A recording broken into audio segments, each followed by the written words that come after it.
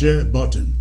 So, again, if you are joining from anywhere in Africa, you are watching ABS, Africa Broadcasting Service. Our website is absafricatv.com. absafricatv.com. That is our website, ladies and gentlemen. Many of you out there keep on asking how you can support ABS. Please, if you go to the website, you will see a donation or a subscription link. You will see a fan club link and you will see a donation link. We are appealing to you. Go ahead, hit that link, support ABS. I see so many fans, hundreds of thousands, if not millions of ABS fans out there. We got all of us to make this ABS to happen, ladies and gentlemen. Let us all adopt this as our child, Ambazonian child, African child. As I keep on promising you, by the end of this month of January, we're going to be bringing you a whole different type of programming, It will not just be about Ambazonia. Of course, Ambazonia will form an integral part of our programming.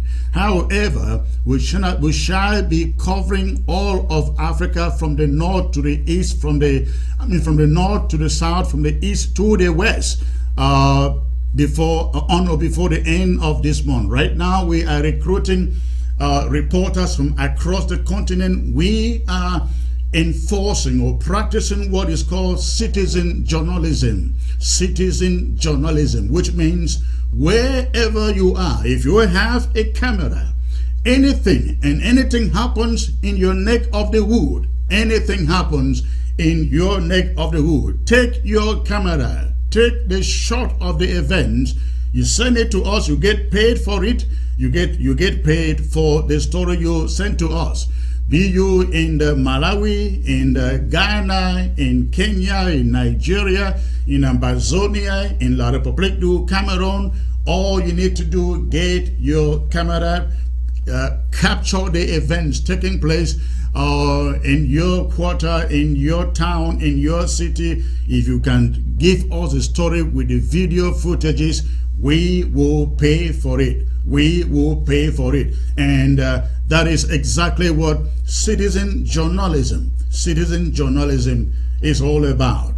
But again, we are also, as you can see, the crawler on your screen, Africa Broadcasting Service, Africa News Channel. You can see from that crawler, we are currently recruiting seasoned reporters, TV reporters who can go out, shoot their own videos, edit them, write the story, report the story, send it to us, and we will recruit you. If you can do that, you send us your application. Again, the email is right there on your screen. The email is right there, info@absafricatv.com. If you have your own equipment and you can go out and report as a TV reporter, shoot your own stories and add the stories to the video and send to us, again, we will recruit you.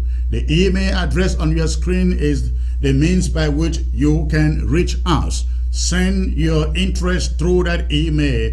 If you are anywhere, ladies and gentlemen, in Africa, we want to hear from you. You may end up being a reporter here at ABS. For your information, we are looking at Africa's own Al Jazeera. We are looking at Africa's own CNN, Africa's own BBC. Africa, ladies and gentlemen, has to begin to tell her own story. We don't have to. I was reading an article today, and I think somebody wrote that the British government spends, I think the figure was 88 million pounds. 88 million pounds a year for the BBC. For the BBC to cover just Africa, to reach just Africa, ladies and gentlemen. And they are reaching out to 96 million Africans. 96 million Africans. When somebody tells your own story, ladies and gentlemen, they twist it. they twist it, and they make sure the angle of the story suits their interest. But when you tell your own story yourself, you tell it exactly the way you want to be known, you want to be seen. And that is what we want to do. The first of its nature, African-owned TV, where we tell Africa its own story exactly the way it should be told and exactly the way it is. That is the vision, the dream of ABS, ladies and gentlemen. And again, beginning end of the month, this month of January, we will be bringing to you Africa 24/7 news broadcast. Of course, I will still be coming to you with Ambazonia updates. We're going to be having other anchors who also will be discussing Ambazonian issues as they develop. But again, this is going to be a daily news affair, daily breaking news, be it from ground zero, Ambazonia, be it from Nigeria, be it from anywhere across Africa. We're gonna be bringing it to you on a daily basis, So I just thought you should get this information, ladies and gentlemen. I want to see again, please, for those of you just joining this broadcast, hit that share button. Let's get it up to 1,000 at the least. 1,000 at the least, ladies and gentlemen. So hit your share button if you have just joined. Hit your share button if you are just joining. Very, very important. Now, while you do so, I will take you to the subject, one of the subject matter of this broadcast. Before we get there, ladies and gentlemen, I will start with this. I'd like you to take a look. At these images. Few days ago, all of you learned of a certain unity park, between Field Marshal No Pity, and some other fighters across Bowie County.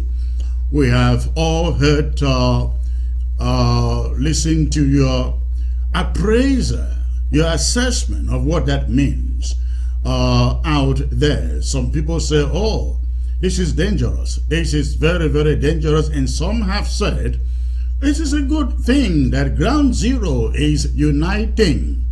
Now, I want to say this. Before I say that, I like to play those footages for you guys to please take a look, and listen to it, ladies and gentlemen. Plenty. This one about card number one, I think we know it. Card. I'll be very happy for this unity. I'm plenty for when I don't know me. Now for me, come when I know say, as I be there when I for the first meeting, we'll be there for you. Now the first general list, where they start work with Ebenezer Akwanga and Dr. Lucas Cho Ayaba. We'll be there with 9. Live video. From card number 1 to card number 9. But now card number 1 will be alive. 8 don't go. And for the condition where we start this fight for Ambazonia, it will be say Ambazonia now 1. Any commander get right for command for any place for Ambazonia land, provided we there for liberate with land. So this one for me come and know say this unity, FM. I thank you very much for this unity. Confident pa. MG Mad Dog. I thank you plenty and I give you the courage. No one take up. The whole Amazonia, I don't think they power with white beard like me, so he's there for una middle. Major General Kapo. Courage. This fight is there for una 3, una hand. And all these soldiers, generals, colonels, captains, and the rest, we will lead them. And therefore, we are back. The part of it play for my age. Now, for pray with for una, try for the protection and the fortification of the soldiers as I do. Plenty will not send a powerful looking for me. And plenty will for una. Good IG and ADF. Plenty there where they don't come meet up me now for my tongue. I do the one where God began for me, for them. And today, I dey promise you, as we don't unite, make a worker for all barracks. We now make sure say that people there for diaspora, we will challenge them for fight for ground, and we will challenge them for unite, then build up the local government areas, the LGS, for Ambazonia. I mean, the one kind to see what we don't do. Make sure say 4-5 traditional councils, we bring them together for form LGA with one center. Then try for the show them how we Ambazonia are going to work. That one now work for UPA.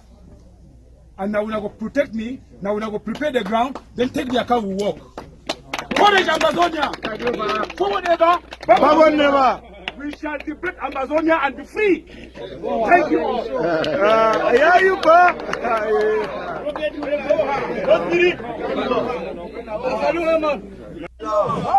One love. Yeah, you pa. Yes. Marshals, all commanders for the day for you. Now me, General Viper from Air Force. Life. Tingwe at the tongue now. If anyway, you will tell me if you make a man no talk with that. May I support you, pa? I may not fall. So, I congratulate all generals, commanders for the day for you because we do so we don't over suffer for boy. We don't over suffer for boy because this fight not be fight for boy. And not be fight for one barrack. So we don't gather today for a point with big man. But the president me all the commanders them. Me the guide ye. Me they no mislead ye like how the other people mislead General Isobu. Because we there for this fight so.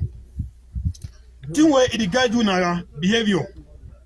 You know if the fight you know if you take advantage. The biggest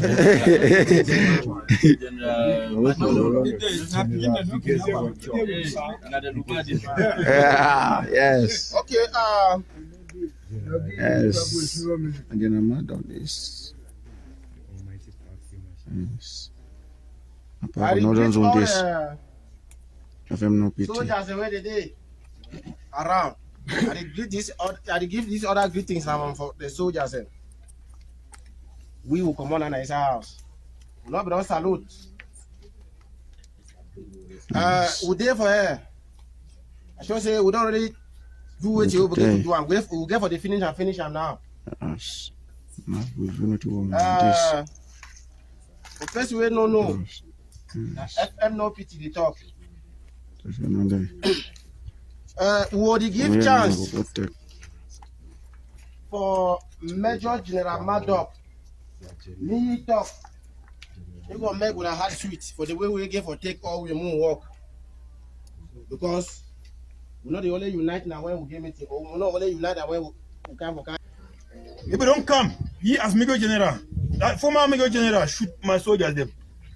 Say my soldiers they na ADF. They shoot the ass FEMA come back up. FM no pick. We are for this work. I know say AMBA na one. Because the hatred of the being say at the work with FM no pity. We there for this fight so. I want me come. Me the who know say FM no pity be invited. Say thing what we do for you today no be na a decision. Because you don't show for we say it be with Papa. And if you count time where you don't shoot gun for the boot. First minute where they be interpreted. I mean you be mobile. Bullet then will be used for the you don't ever ask the General Viper support me with bullet. We go shoot for vehicle, we either shoot all side. Because if the one show we say you know the fight now for Gogotunja, say the fight all side. So we copy a spirit. What be the work there? We don't be like say one you say we the work with stranger. Stranger not there for the war. Stranger not there for the war. Yeah, and I think where unity war.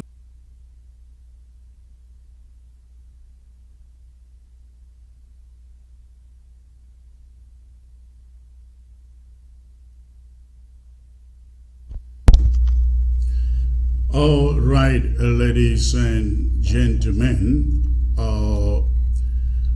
again, what you see there, what you see on your screen, these are Una say you go janja motor and tell una say you don't reach for move gun and una go move on. One spirit, pa. One spirit. Declare, pa. It's clear. Say na so me. Field marshal no pity. I dey talk and I believe.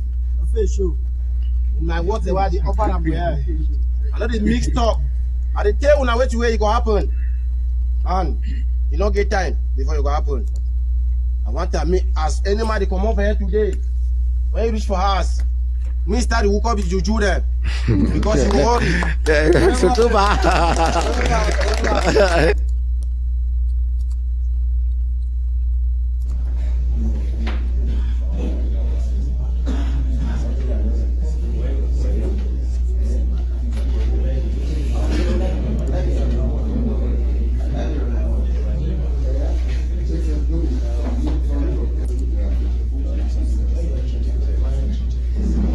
Commander Terminator. Are you here?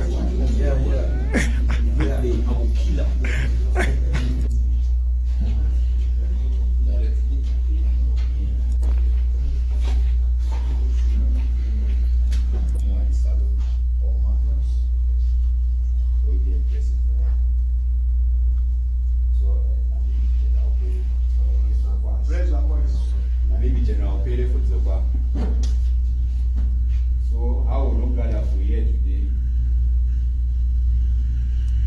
for try for balance for iron house of the thing that will go wrong inside we. So thing we are there for talk now say me no man no one can move for here. Me talk say FM no pity don't leave work to jam come for spoiling from here. One advice for all we and for any man we will see this video. Me being as we will go forward and we the commanders and for good presently in this house we don't invite FM non-pity in our midst like bar for the northern zone. Say we get problem how we don't start out. Maybe say now he don't come. Talk say this will go work fine. Or the line my commander there. So now we don't decide now say how we struggle for good don't be done like now struggle for one barrack, we not be one man's fight. Say me will join hand. If we look around, we will see who faces them. Some were strong, NTF fighters then. Today, we don't stand by unity force. No be LCF, no be IG. We don't come together. Even if we not there for you, for infighting. We enter for the house and for come together to one compromise. To see how we feel reach well sooner than later. So how we meet at the talk so at the beg all man. Me not dey listen. Give fight. No be politics. Some people they don't hear some comment they say All right, ladies and gentlemen, again, the images you are looking at there coming from Bowie, and the information you get there is that a number of camps, commanders and generals in Bowie, they have come together under the leadership of FM No PT. I do not think I hear of any other commander or camp in the Ngoketunjia in this team. I do not think so. I may be wrong, but if you know that, you may correct me. But what I know is this is a unity that is being built from Bowie. And one statement that I also gathered there is there is no ADF and there is no interim government. I also hear plans for them to organize the LGAs in their, under their command. They want to organize the LGAs on ground zero under their command. What again I will deduce from what I see is No PT is essentially being crowned the commander in the northern zone. In the northern zone, that is what we see. That is what we see. The message we take home from what we see from these fighters on ground zero, precisely in Bui. Now, I've also been very reliably informed that FM Isubu and quite a number of other generals and commanders in Bui, I mean referring to other Bui warrior commanders, they are not part of this team, this unity team that you find here on the screen. In fact, I learned that the original warriors, they are all still loyal to General Isubu or FM Isubu, who replaced FM Chacha. You all will recall that. So, ladies and gentlemen, if you're seeking for my opinion as to what this means and what it is, I cannot give you a very objective opinion here, because this is still developing. I got a call from FM No PT 2 days ago, but I wasn't yet aware of this development, and so I couldn't ask him what this is all about.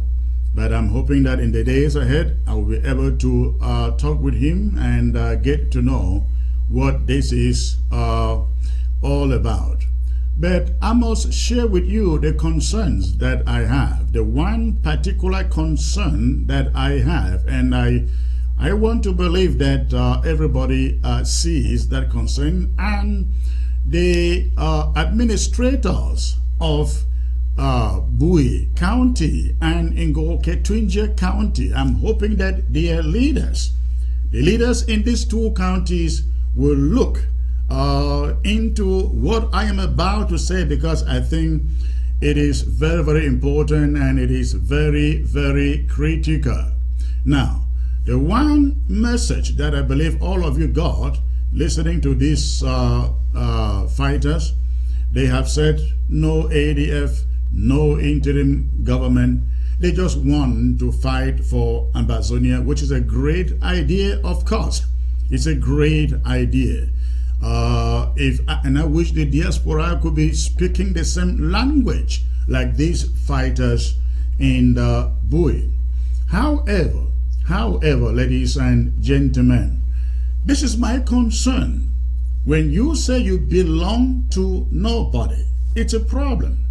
It's a problem, because I think that the success that we've gotten in this struggle up to today is what we call accountability. Accountability. If you do not belong to the interim government, where do you want then to get your support? Where will your support? Who do you call your base, your support base?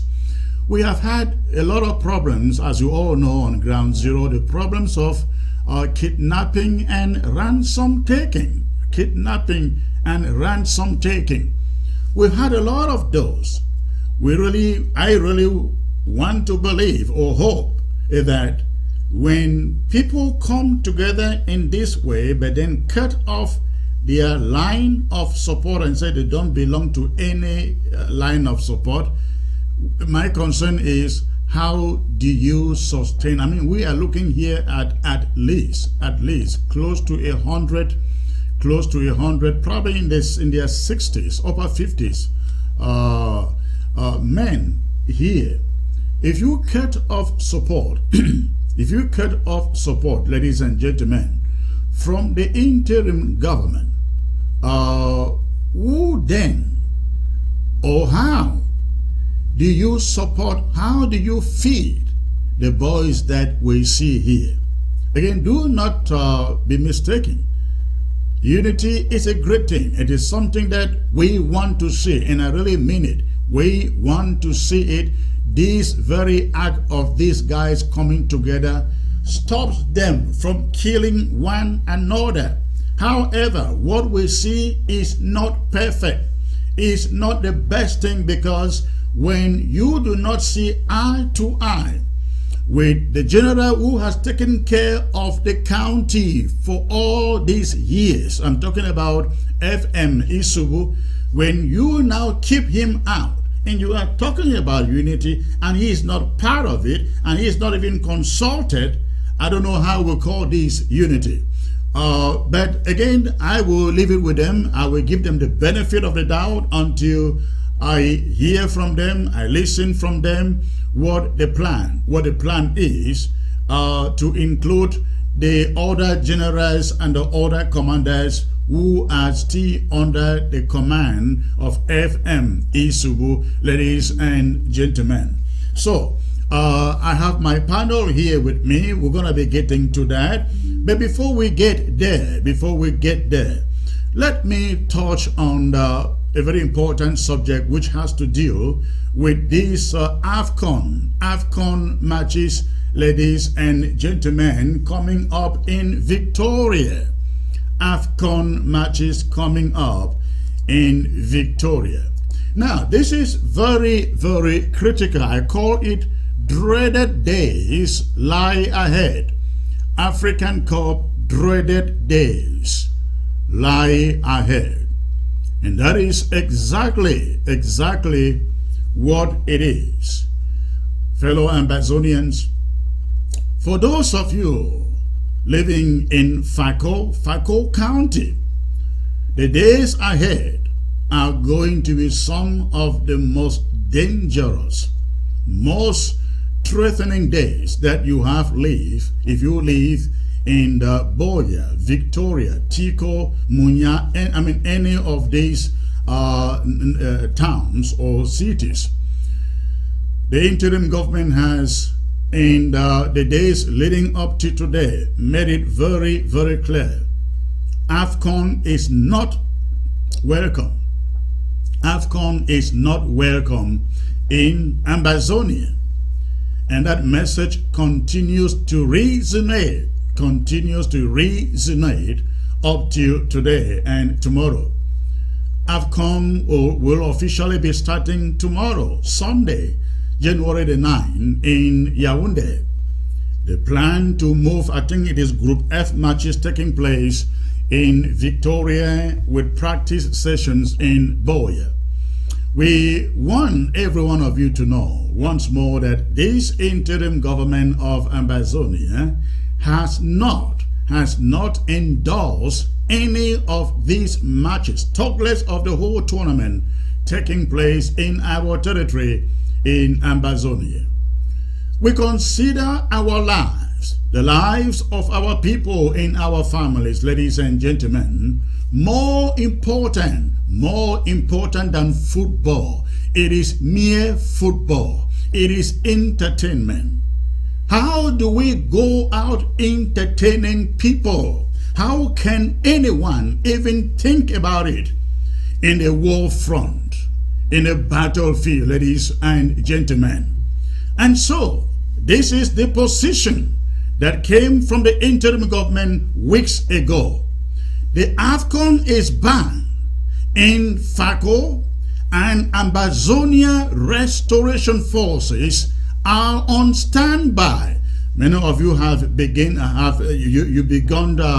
watching the firepower that is beginning to emerge in Boya, in Victoria for the past few days, and it is only going to pick up steam. It is only going to pick up steam, ladies and gentlemen.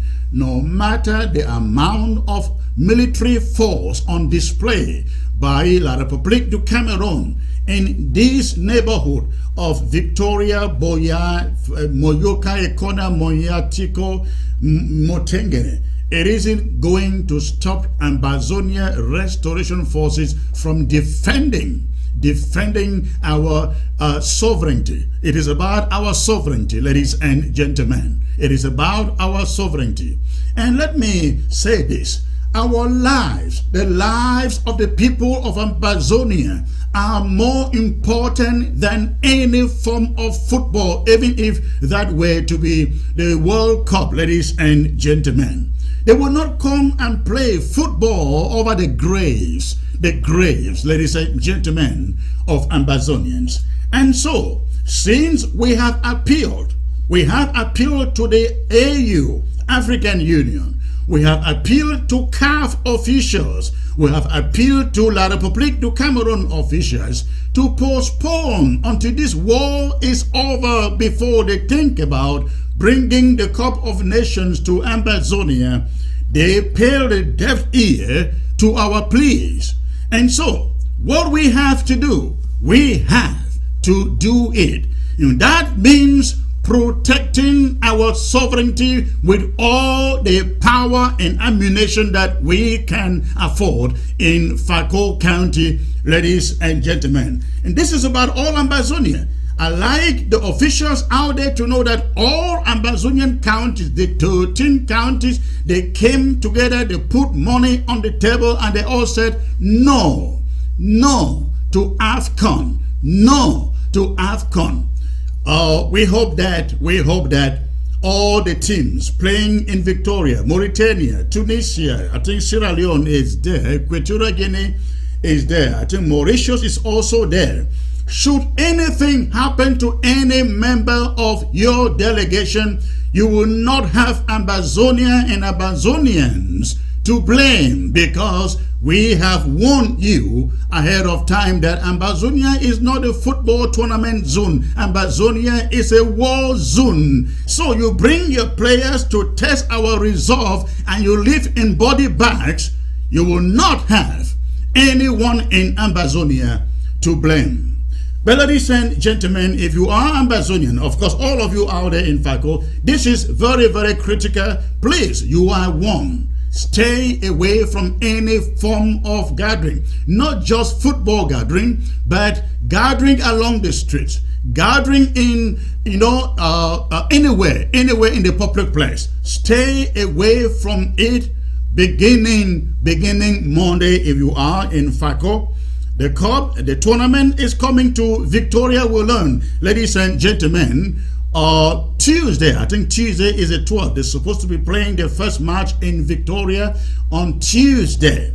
We are warning you, if you are in Victoria, wherever you are, and for those of you whom La République du Cameroon want to transport from Douala,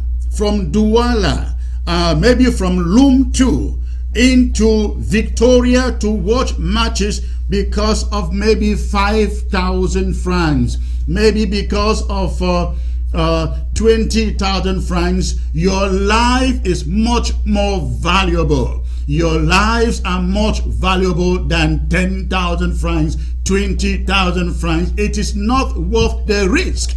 Again, it is not worth the risk. Do not come to Ambazonia from Douala, from Loom, just for these matches, and then get killed. They get killed with a stray bullet. We are warning you. And we mean what we say. Because, again, Ambazonia is for Ambazonians. Until the war is over, Ambazonia is not entertaining. Ambazonia is not entertaining, ladies and gentlemen, anything coming from La République du Cameroon. We have stopped reconstruction. What is football that we will not stop, ladies and gentlemen? We have stopped their reconstruction. We will stop this so-called football.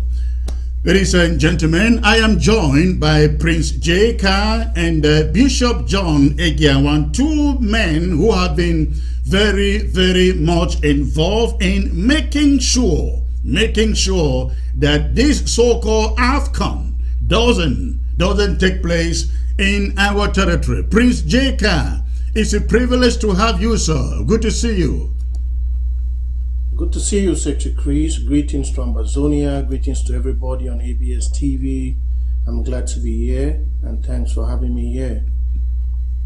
Wonderful. All right. Bishop John, sir, thank you for joining me again. Good to see you. Thank you very much, Secretary Chris. Thank you all the viewers, and 21 gun salute to all the FMs, the FMAs, and all the captains, generals, and all our commanders and foot soldiers on ground zero. And greetings to all Ambazonians. All right. Again, thank you for joining me tonight. We know that there is a lot of tension on ground zero now. Let me start with Prince J.K. Prince J.K., I understand there was an attack. There was an incident in cassava farm. That was it today or was it yesterday? It was yesterday, Secretary Chris. Tell us what you know happened. Well, before I want to go to that story, I want to say this here. I want to say to the people of Ambazonia and Southern Cameroon, you must have been hearing before that, oh, we say things and we don't do them. Yeah. No, the war in Southern Cameroon has been going through stages. We started with leaves.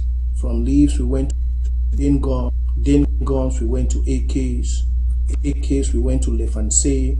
Today we have popcorn. We have things we can strike 4 kilometers, 5 kilometers away. So as the days goes by, Ambazonians know we are evolving. We are metamorphosing from one stage to the other. Everything we say here, you need to take it very serious. Very, very serious. Most of you have seen what happened at the trade fair in Buea. Most of you have seen what happened in Half Mile.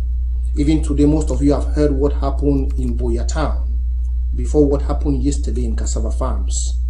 If you like your life, if you like your family, take whatever we are saying here very, very important. Yesterday, our ghosts in Fako have been out and they're doing a great job. They went out in cassava farms yesterday and gave one warning. Cassava farms is a popular neighborhood, I could say, in Victoria, and the military has been parading the streets because some information I hear, people are not out anymore. The whole streets of Victoria are now full with the military in civil attire. You see armor cars everywhere. From what I just got, information I just got now, they even arrested one of their colleagues, which is a policeman. He lives around Sokolo area. They did not even know he was a policeman. They beat him up before he started telling them, oh, I'm a policeman. And they said, oh, show us if you're a policeman. Then he removed his card after they had beaten him very, very well, and his face became swollen. So you can see what La Republic is up to. That happened when? That happened, I think it's yesterday. Okay. Yeah, and then you can see also today the Mauritanian team. You have the Mauritanian team who went out to see the security with them as compared to the other teams. You can see it. So we are warning everybody. We have already, I don't know if the interim government had informed the embassy of Mauritania and Tunisia, because whatever happens in Victoria... What happened with Tunisia, with Mauritania? No, you have Mauritania, you have Tunisia, you have Gambia. That's the three teams I know which are in Victoria. Yes, you mentioned something. Did something happen to the Mauritanian team? No, nothing did happen. Just heavily guarded today while going out. Yeah. So, Prince J.K., I know that you are very much involved in the Fako security. I know that Fako security did not get any money from the interim government to prepare for this tournament. But what can you tell me about your own effort to stop the tournament? Well, Secretary Chris, you know all what has been happening. I've heard you even talking about the fighters in Bui and their unity.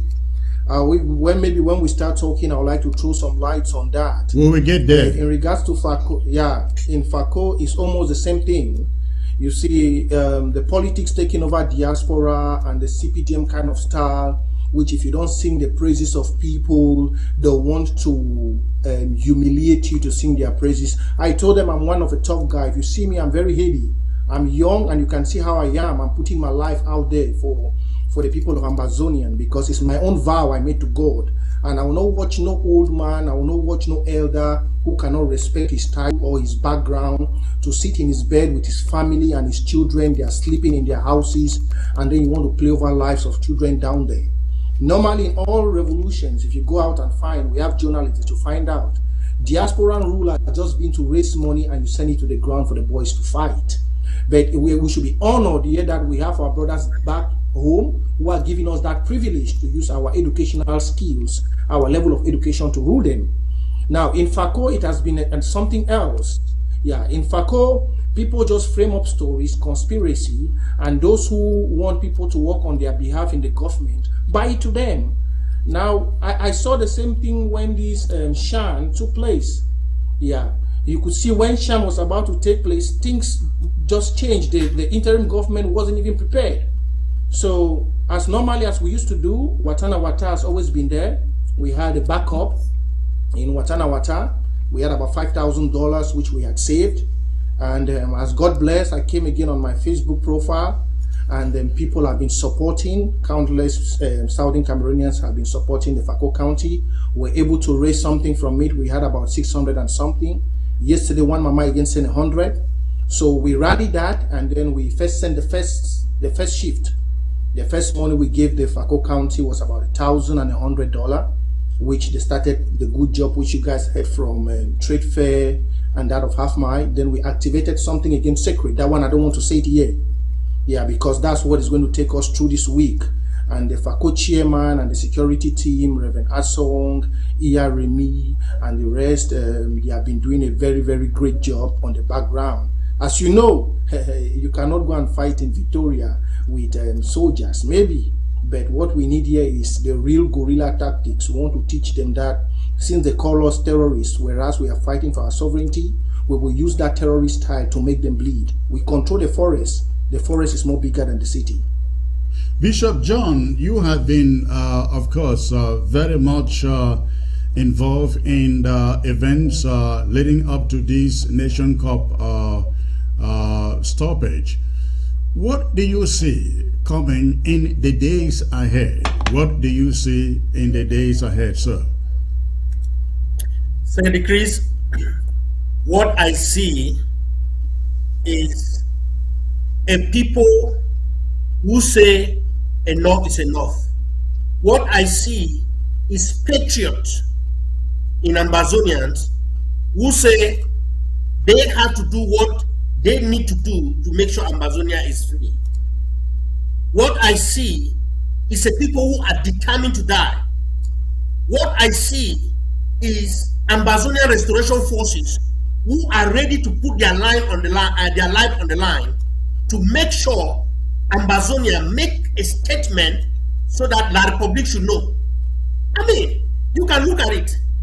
Wherever have you seen the Afcon being played and you see a charade of military vehicles and military personnel parading everywhere? Is it not very obvious that Ambazonia is a war zone? Where else do you see military escort to that extent supercharge more than the number of players escorting players who are coming into Ambazonia? So anybody who is sitting there and believing the lies of La République du Cameroon, that person is just a fool. It is very obvious that there is serious war in Cameroon, in Ambazonia. If not, what are those military vehicles doing there? Now, what makes me to ask this question is, I really see that our African players are not patriotic. When you see, when in the time of Black Lives Matter in the United States, you saw some footballers in America, they refused to sing the anthem, you know, in protest for the rights of the blacks in America. Then you see our footballers in Africa, they don't care about human rights. They are being ruled and manipulated by politicians. They are being ruled and manipulated by colonial powers, and they don't care about their fellow brothers and sisters who are the ones that are their fans. I don't know what is wrong with our African athletes and celebrities. This is when we need to see them to show up. But the most African celebrities are tame to the African population, with the exception of very few. So Ask me what I see, that's what I see. But I want to tell you, and I want to assure the Ambazonian people that Ambazonians are there that are ready to put their lives on the line to make sure a statement is made so far as this Afcon is concerned. Those who have decided to go for this Afcon, those countries who have sent their players to go and play in Victoria, they will have themselves to blame.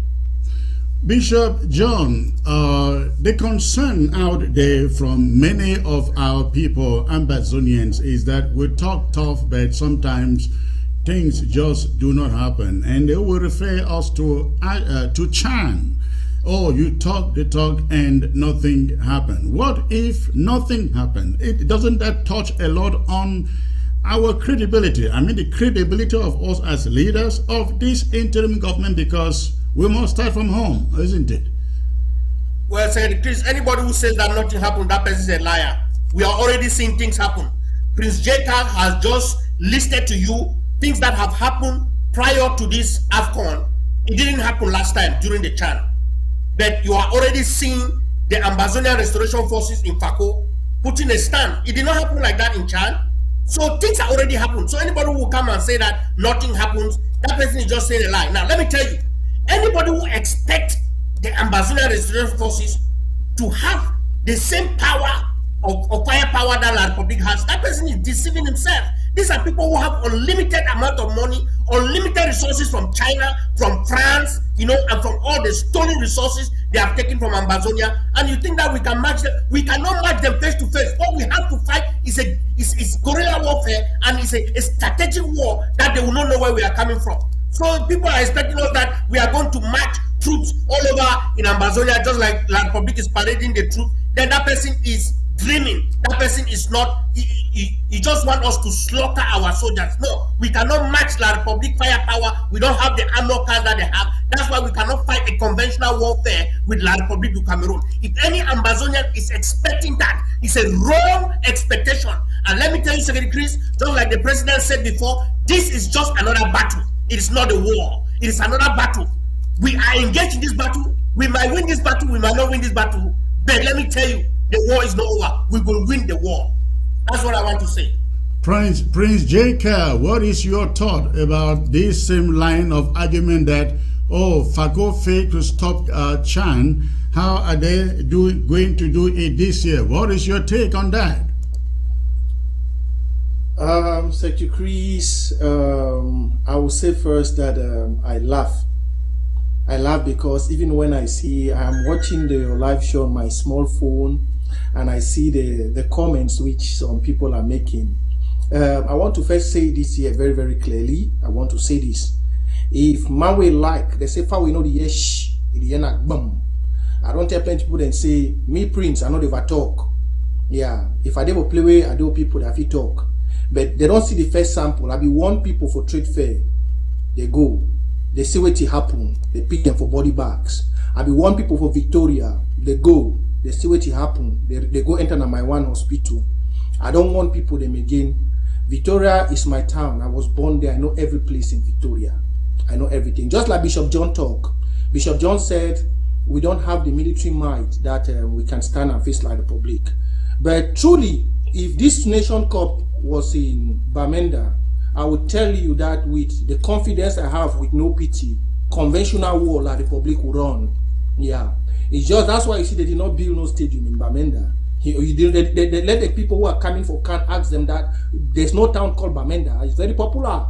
Musicians in Africa have sung about Bamenda. They should ask why there's no stadium in Bamenda. Because they know even in conventional war, if there was a stadium in Bamenda, face to face, we are ready. And this time, people should know that those who are not supporting who come and say, "Oh, you guys have little." The little we have, we are doing more because we know the freedom will come. And if you want to doubt, be the doubting Thomas. Be the doubting Thomas. La Republic have tried. They have picked themselves in body bags. Every day we are developing. We are using the education which we learned, and now we are putting it in practice since they cannot offer a job to free our nation. So you want to be a doubting Thomas, we will use you to pepper soup. Come out. You will not know who is who. Just try and see. Try. We will not say any word again, but I've advised everybody, be you a member from any of the teams coming, We said it long time that the borders of Southern Cameroon in Fako is blocked. All those who are coming, be careful ever. If you trespass in any country, even the country I am in, if you trespass without a legal or a permission from the authorities and anything happens to you, no one should be accountable of it. The UK media, the European Union, and all international medias have given warning and even used coronavirus as a tactic for them to stop the Afcon, but they have not heeded to the call. The French has mounted pressure. As you can see, most of the teams playing in Victoria are French colonies. Mauritania is a French colony. Tunisia is part of French. Most of the teams they are pushing there are French colonies, but we will teach them. People will watch and see. This time we are prepared. It has already started. It has already started. It has already started. So, Secretary Chris, this time is not like we said it before, it did not happen. The game has already started playing. The El Clasico is playing on the ground. All right. What message would you want to pass to people in Victoria and I mean all over the place, be it in Boya, Moya, Tiko, Motengene, Moyoka, Ekona, all the way down to Victoria? What would be the specific message that Fako County would want to pass to the people there? J.K. Secretary Chris, I believe the people of Boya already understand the dance of the music. I mean the dance to the music. Yeah, you don't need to tell the people of Boya again what to do. They already know that when they hear the sound of a gunshot, they need to be home. Even if there's no ghost town, that there is a ghost town for them. So you don't need to tell again the people of Boya anything. Now, for the people who are mostly heady is the people of Victoria. So for the people of Victoria, there's a parable we say, they say, if you don't want to preserve your life to live for another day, go. Most of you have already seen the La Republic government, the DO, they have already said that everybody, there should be no gathering, there should be no marriage. Even if you want to do a funeral during this period, you need to come and take a permit from the DO to do any funeral, because they already know they are scared. So you who say that there is nothing, first go and check the communique from the colonial master. He says there should be no gathering in Fako. So if you want, you go out. We have said you can enjoy your life. You can move around, but don't go to anything like Republic. We have not put a lockdown. We have only shut our borders. And anybody that knows is a foreigner inside our town, especially Victoria, be careful.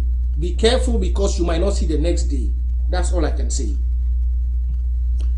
All right. Bishop John, yeah, I see you want to say something there before we move to the next subject.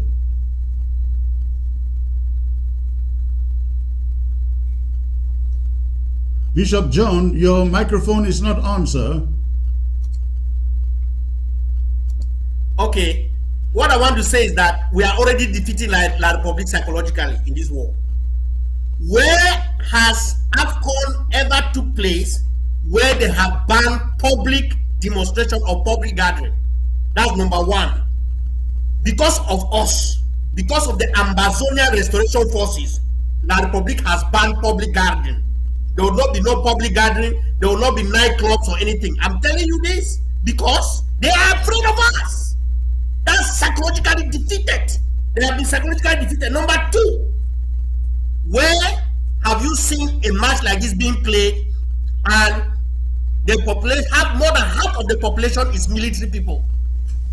It is because they are afraid of the Ambazonia Restoration Forces. It means they know that they don't have control over the land. If the Ambazonia Restoration Forces was not a threat, why are they bringing all the military vehicles and bringing all the soldiers in civilian clothing all over in Ambazonia? Number three, look at the convoy that is guarding these players. Look at the security guards that are around all this personnel. Secretary Chris, if somebody is saying that Ambazonia does not control the narrative and the situation in Cameroon or Southern Cameroon, that person is telling a lie, because we are what is happening is not normal. It's not usual. The only reason we see what is happening is because of the Ambazonia Restoration Forces. All right, we will leave it there and get to the next subject, ladies, gentlemen. Now, I just played a few clips here of FM No PT, FM No PT, with his boys in the Bui are coming together for what they call a united front, and they have said they don't believe on the ADF, in the ADF, and neither do they believe in the interim government. It is essentially their own thing, they say. I would like to get your take. Start with you, Bishop John, on that coming together of No PT and these other commanders and generals in Bui. What is your take? Listening to their messages and seeing what they say, what do you gather from there? Senator Chris, I want to say something as a former military personnel. I will have respect for all these commanders on the ground. I have respect for FM No PT for his bravery and the way that he goes after La Republic terrorists. But I want to tell you something, that I have greater respect for FM Isobo. The guy has fought a sustainable war for since he took over from after FM Charter. Isobu has been on the battlefront. The Bulwara has been on the battlefront, and Isobu has been there. Now, FM No PT is a dynamic. Is in fact is a gift that we have in Ambazonia. But let me tell you what makes a fine soldier.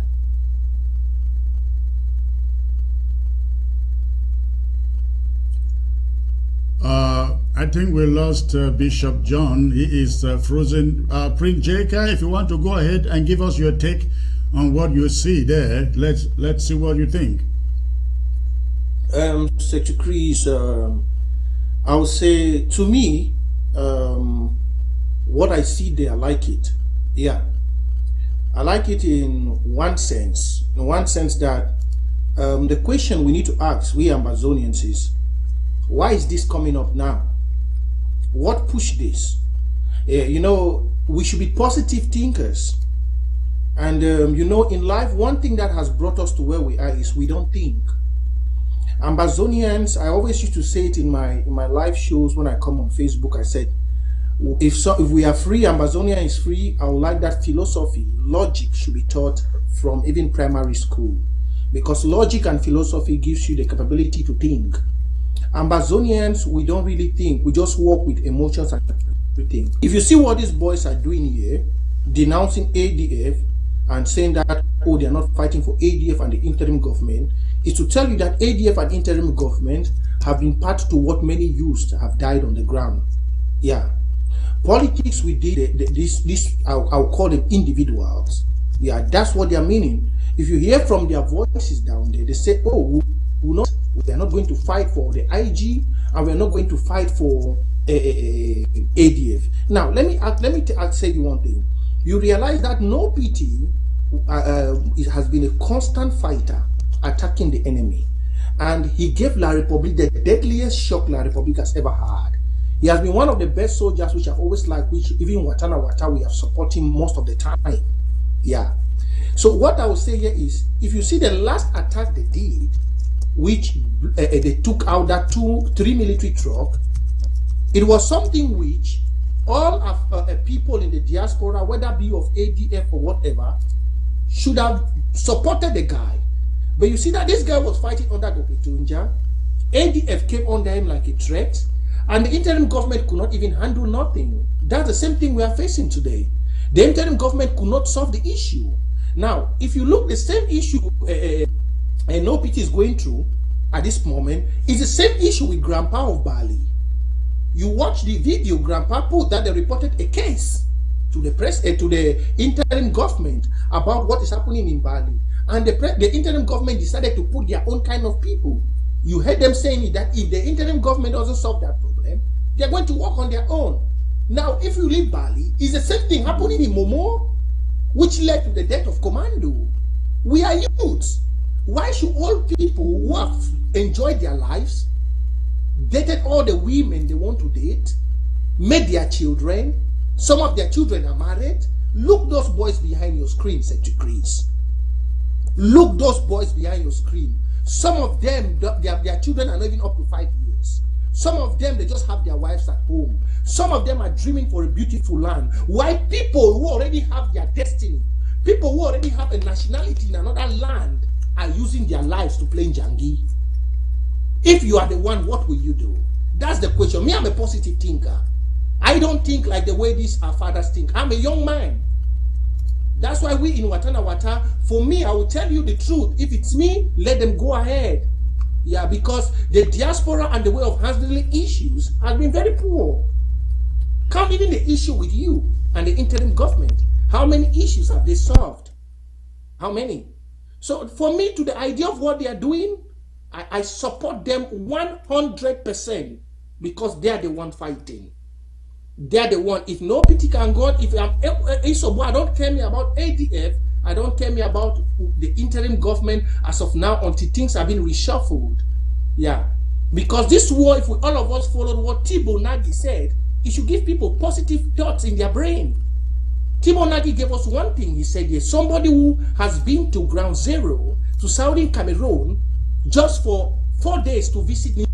They analyzed our war for 4 years in just 3 hours on your live shows. But we have people who come to this your platform who go on Facebook and call themselves doctors. Titles upon titles, but they cannot give common solution.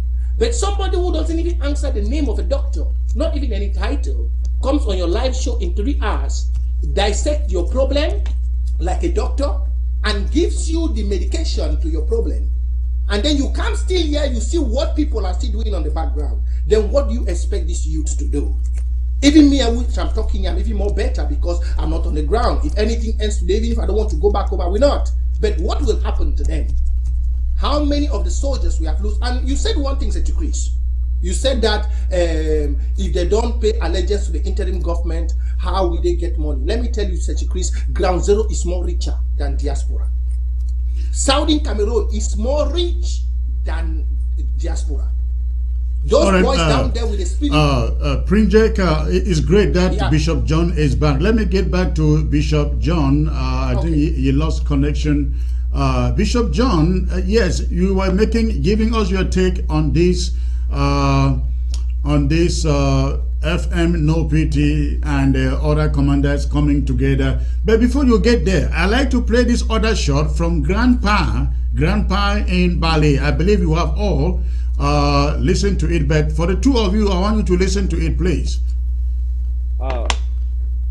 Today, now the 4th of January 2022, now we feel Marshal Grandpa, we don't sit down for down. He don't receive another he trainees them, where he be send them on training, and they return safely on good mood. This one that the consignments them don't bring them. Will be brought to us by the Bali Defense Council under the leadership of Babila Tita in collaboration with the Nyonga Assembly. You see the second consignment of boots. Then you see one full pot of cartridges, one bucket of AK cartridges. You don't see explosives, and most importantly, we don't get bullet jacket. We don't get gun proof. So we thank the Bali Defense Council and the Nyonga Assembly for these provisions them, where they don't offer them for the buffaloes. How you see, this squad be trained for fight everywhere in Amazonia, and they get a special training. So the one about Ekelebe say any place where you stand, no say buffalo fi meet of you, whether na for Kambe.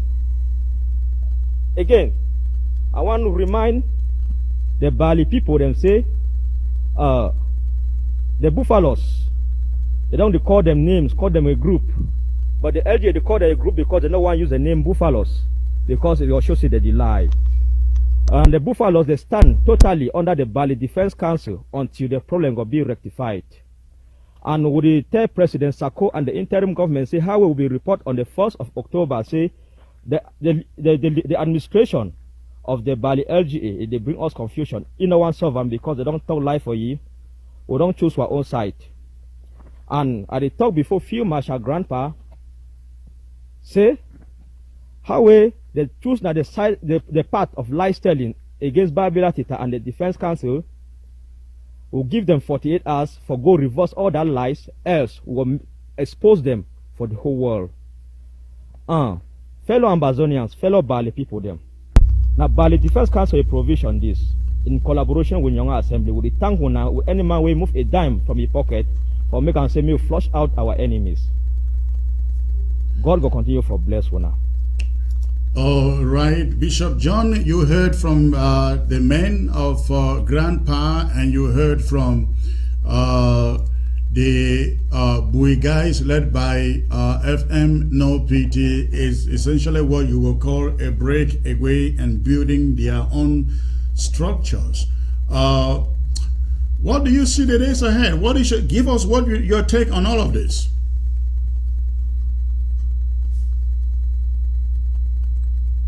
And before my internet connection got disrupted.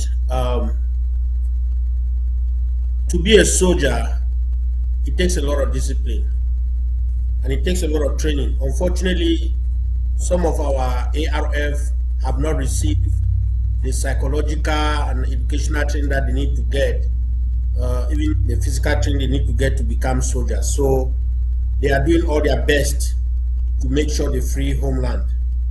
But I want you to see that while those guys were talking, they were waving the Ambazonia flag everywhere. The commander moved, the Ambazonia flag was moving there. That is a good sign. It means they stand for Ambazonia. So that's one common ground that we can all work on. But when it comes to Field Marshal No PT, that I respect, and we all Ambazonia will respect him. It should be known that by Ambazonia that the Bokitunja county has supported FM No PT. FM No PT himself has harvested a lot of materials, but he was being supported, his base has been the Bokitunja county. And the Ambazonia National Self-Defense Council also bought the RPG that FM No PT is using, and the interim government bought stones for that RPG. Now, I want to say one thing, that this FM No PT has its qualities and FM Isobo has its qualities. Not saying that these two generals are perfect. Even us, even we know our interim government is not perfect. Now, FM No PT, Isobo has fought a very sustainable war ever since he took over from FM Chacha. Isobo has been fighting and keeping. There are some errors that was made so far as the Bui County management of the different camps are concerned. And that error is what we have seen that the general said there, that all power is being concentrated on one camp. Okay, that would be the flaw. There is an advantage and disadvantage of that strategy. So the strategy has worked to an extent, but that it has come to a point where that needed to be extended to all the whole camp, because we know that diversifying power is of our advantage. Diversify power. When you have resources, it's good for that resources to go all over the county, reaching all the camps, or else you will get this result. That is the mistake that has been taken.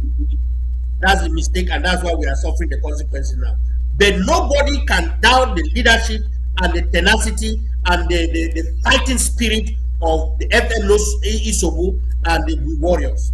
Now, another thing that I want to say about soldiers, it takes a lot of discipline for you to be a real soldier, because soldiers are people who are disciplined and they respect chain of command. Any soldier who will come to a point where they will become so prideful and that they don't want to respect their chain of command, or they don't want to be under somebody, I want to tell you, Secretary Chris, that is not the spirit of a real soldier. That's somebody, maybe they want to make themselves the lead, the warlord, or whatever. You can say whatever you want to say, But if you look at it very well, soldiers, even in most of the most superior countries, like the United States, like China, like Russia, you see that soldiers are disciplined, they are respectful, and they follow the chain of command. And for what I have gathered, this is what might be missing with our FM OPT at this time. Not saying that he's not a good fighter, but you see, let everything be done in decency and in order. So what he's doing, this unity he's doing is good unity, but at what expense? At what expense? If you talk to Field Marshal of Ambazonia now, he will give you a different report that FMNOPT is not answering his call and neglecting. But I heard that you said here, and FMNOPT called you. Why can he not call his other peers, people who have demonstrated patriotism and superiority on the battlefield, just like him? You know, soldiers should be soldiers. You see, I have friends that we are soldiers, no matter we can differ in political views and we can differ in everything, but when it comes to the camaraderie of soldiers, we are always one, because soldiers look after soldiers. So I want to advise these generals on the ground that no matter the political differences, you don't want to break rank with your fellow soldiers. You know, FMNOPT grew up in the interim government system, in the local government, in the county system. He should not despise that system that made him. They say you cannot bite the hand that fed you or feed you. So I just pray that he will not become prideful and they will not try to start on that thing because he feel like he has the power to do so.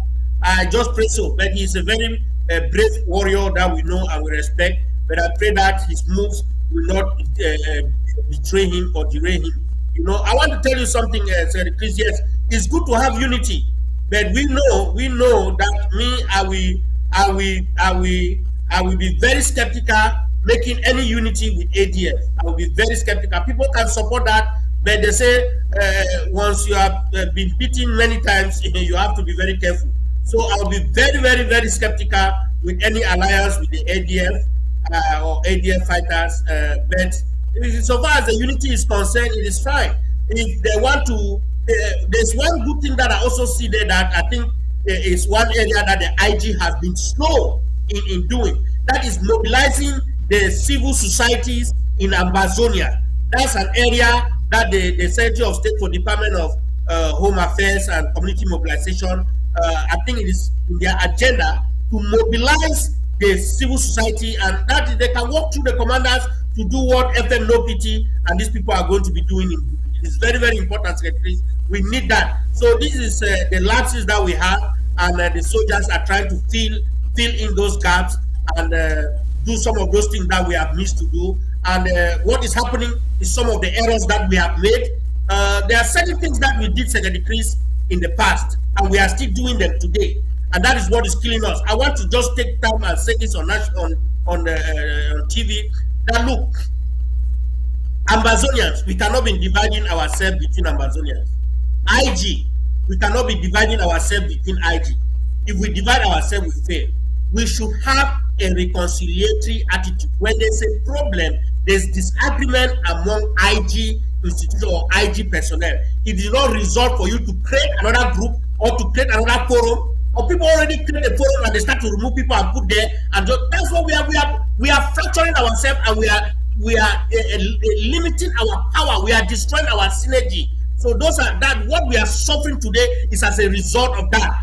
IG should remain one. When we have problem, we resolve the problem very quickly, swiftly, so that we can remain one. You see what is happening in Bali. So this takes me to Bali. You know what is happening now in Bali is because of this. This issue has come up, but the powers that be, I think it should be able to resolve it. But let me say something, Secretary Chris. We should not always give the blame to the interim government. Individuals, there are certain individuals who are very ambitious. Very ambitious. They want to be in control. If anything has to come in place that will take them out of control, they become agitated, they become resentful, and they will start to fight, and they will use their leverage. I know these soldiers on the ground have been doing this. You see, that is not good. I'm saying this to all Ambazonians, please. When it comes to situation, even if you have to fight, put the nation above yourself. Let me tell you, if the Bali now becomes divided, these Bali buffaloes are not going to have the support that they're supposed to have if Bali is united. So nobody should support any kind of division that is going to divide the people and the support that is going to ground zero. Please, we are stronger when we are united. We are stronger when we are united. So when there's a problem, we should all be ready to give and take. The problem is that when there is a problem, nobody wants to give up something. Everybody wants to be right. That's why we are suffering in the IG, because people want to be right, or a certain group of people are more privileged. They are the ones that must be supported, or their views must be the best view. That's what is killing us. No, but when there's a problem, all of us should put our ego aside and we address, okay, yes, we have issues, we have disagreement. What can unite us? We should always talk in a reconciliatory way, in a way that will bring unity, because the motto of Ambazonia is justice, unity, and democracy. That's our motto. We should work on this. We should not be dividing ourselves. That's our failure. Thank you. Thank you. We will leave it there. We will definitely come back to this subject once we get some details about what FM No PT and others they are trying to do out there. But for the moment, you talked about politics. You mentioned politics. It is sad that the struggle is being politicized. Politicized. We have seen that raise its ugly head in recent days when the question of elections came up. We have heard so much about constitution validity or non-validity and so on and so forth. The legitimacy of an election and whether the Restoration Council should or should not conduct elections. The Restoration Council has been meeting in a meeting today, I guess, to discuss the way forward. But both of you, Prince J.K. and Bishop John, you have lived through and read the Constitution, and some people have said that the Restoration Council chairman, Honorable Committee, essentially made the pronouncement of a 2 years tenure or term. Some people are trying to make sense out of these two words, tenure and term. It is not about semantics. It is about exactly what it is. A term is a tenure is a term. And they said the term was 2 years. And so there have been an argument out there. Recently, we came across this footage yesterday to a kind of a rebuttal to the fact that Committee did not by any means make that pronouncement of a 2-year term on his own. His announcement came from a meeting of Saturday, November 16, 2019. And that announcement or the meeting came on the heels of the impeachment of Sisiko and then the promotion from interim or acting president to president, referring to Dr. Sako. And in furtherance to support this argument, let me play this footage which was made on ABC by Honorable Winnie Lubati, who is the Secretary General of the Restoration Council, making that announcement. Let's listen to it, please. Fellow Ambazonians, for your patience throughout this process. The Restoration Council meeting in an extraordinary meeting on November 16, 2019 had reviewed the nominee that was submitted by the cabinet, as stated in that announcement, had a two-section in that voting of the president, from being an acting to president-elect of the Federal Republic of Ambazonia. The second part, it was voted that he will be having a 2-year tenure, having a 2-year tenure. And upon that note, I will also add this statement that the expanded Restoration Council will, within its legislative mandate, define modalities for an election prior to the lapse of that 2-year tenure. So that, while we rejoice we have a new president, there was a 2-year tenure attached to that change of office from acting to president. Thank you. Okay, so if I understand you, it's a 2-year term. It's a 2-year term. Thank you. Yes. And what happened after that? The Expanded Restoration Council, which will be more elaborate at the time, well, working along with the government and all the other institutions that are relevant, they will now in place put an election process of how a president will be elected. Okay, how clearer can that be, Prince J.K. and Bishop John? It was a 2-year term, and what happens after that? There will be an election. The Restoration Council will prepare the terms of those elections. How clearer can it be? Let me start with Prince J.K. Secretary Chris, you see, these are one of the things which, when I see them, it really boils my heart down as a youth, because every day, Southern Cameroonians are being killed on the ground. Yeah. And people don't understand this. We don't understand. Let me just touch something before I come to that on regards to Bishop John. You see, most of you are elders in the diaspora. We respect you all because we believe you have a high level of understanding in regards to the way maybe you treat your own family. Now, I just give you one example between Field Marshal, No PT, Marshal FM, if I have to be with them. You have been of a military background. You know, Field Marshal FM of Lebialem has some military training. Field Marshal No PT of Goketunja has no military training. As a father, if you have to have those 2 children, how will you treat with them? You have to know that one is just a child who just grew up from the street. But you see, most of you fathers, and then you see they did not handle it well. You see, that's why I said the real problem in this war is from the diaspora. Because you cannot compare Field Marshal No PT with a son who just saw what happened to his people in his community and then rose up to carry an arm to fight.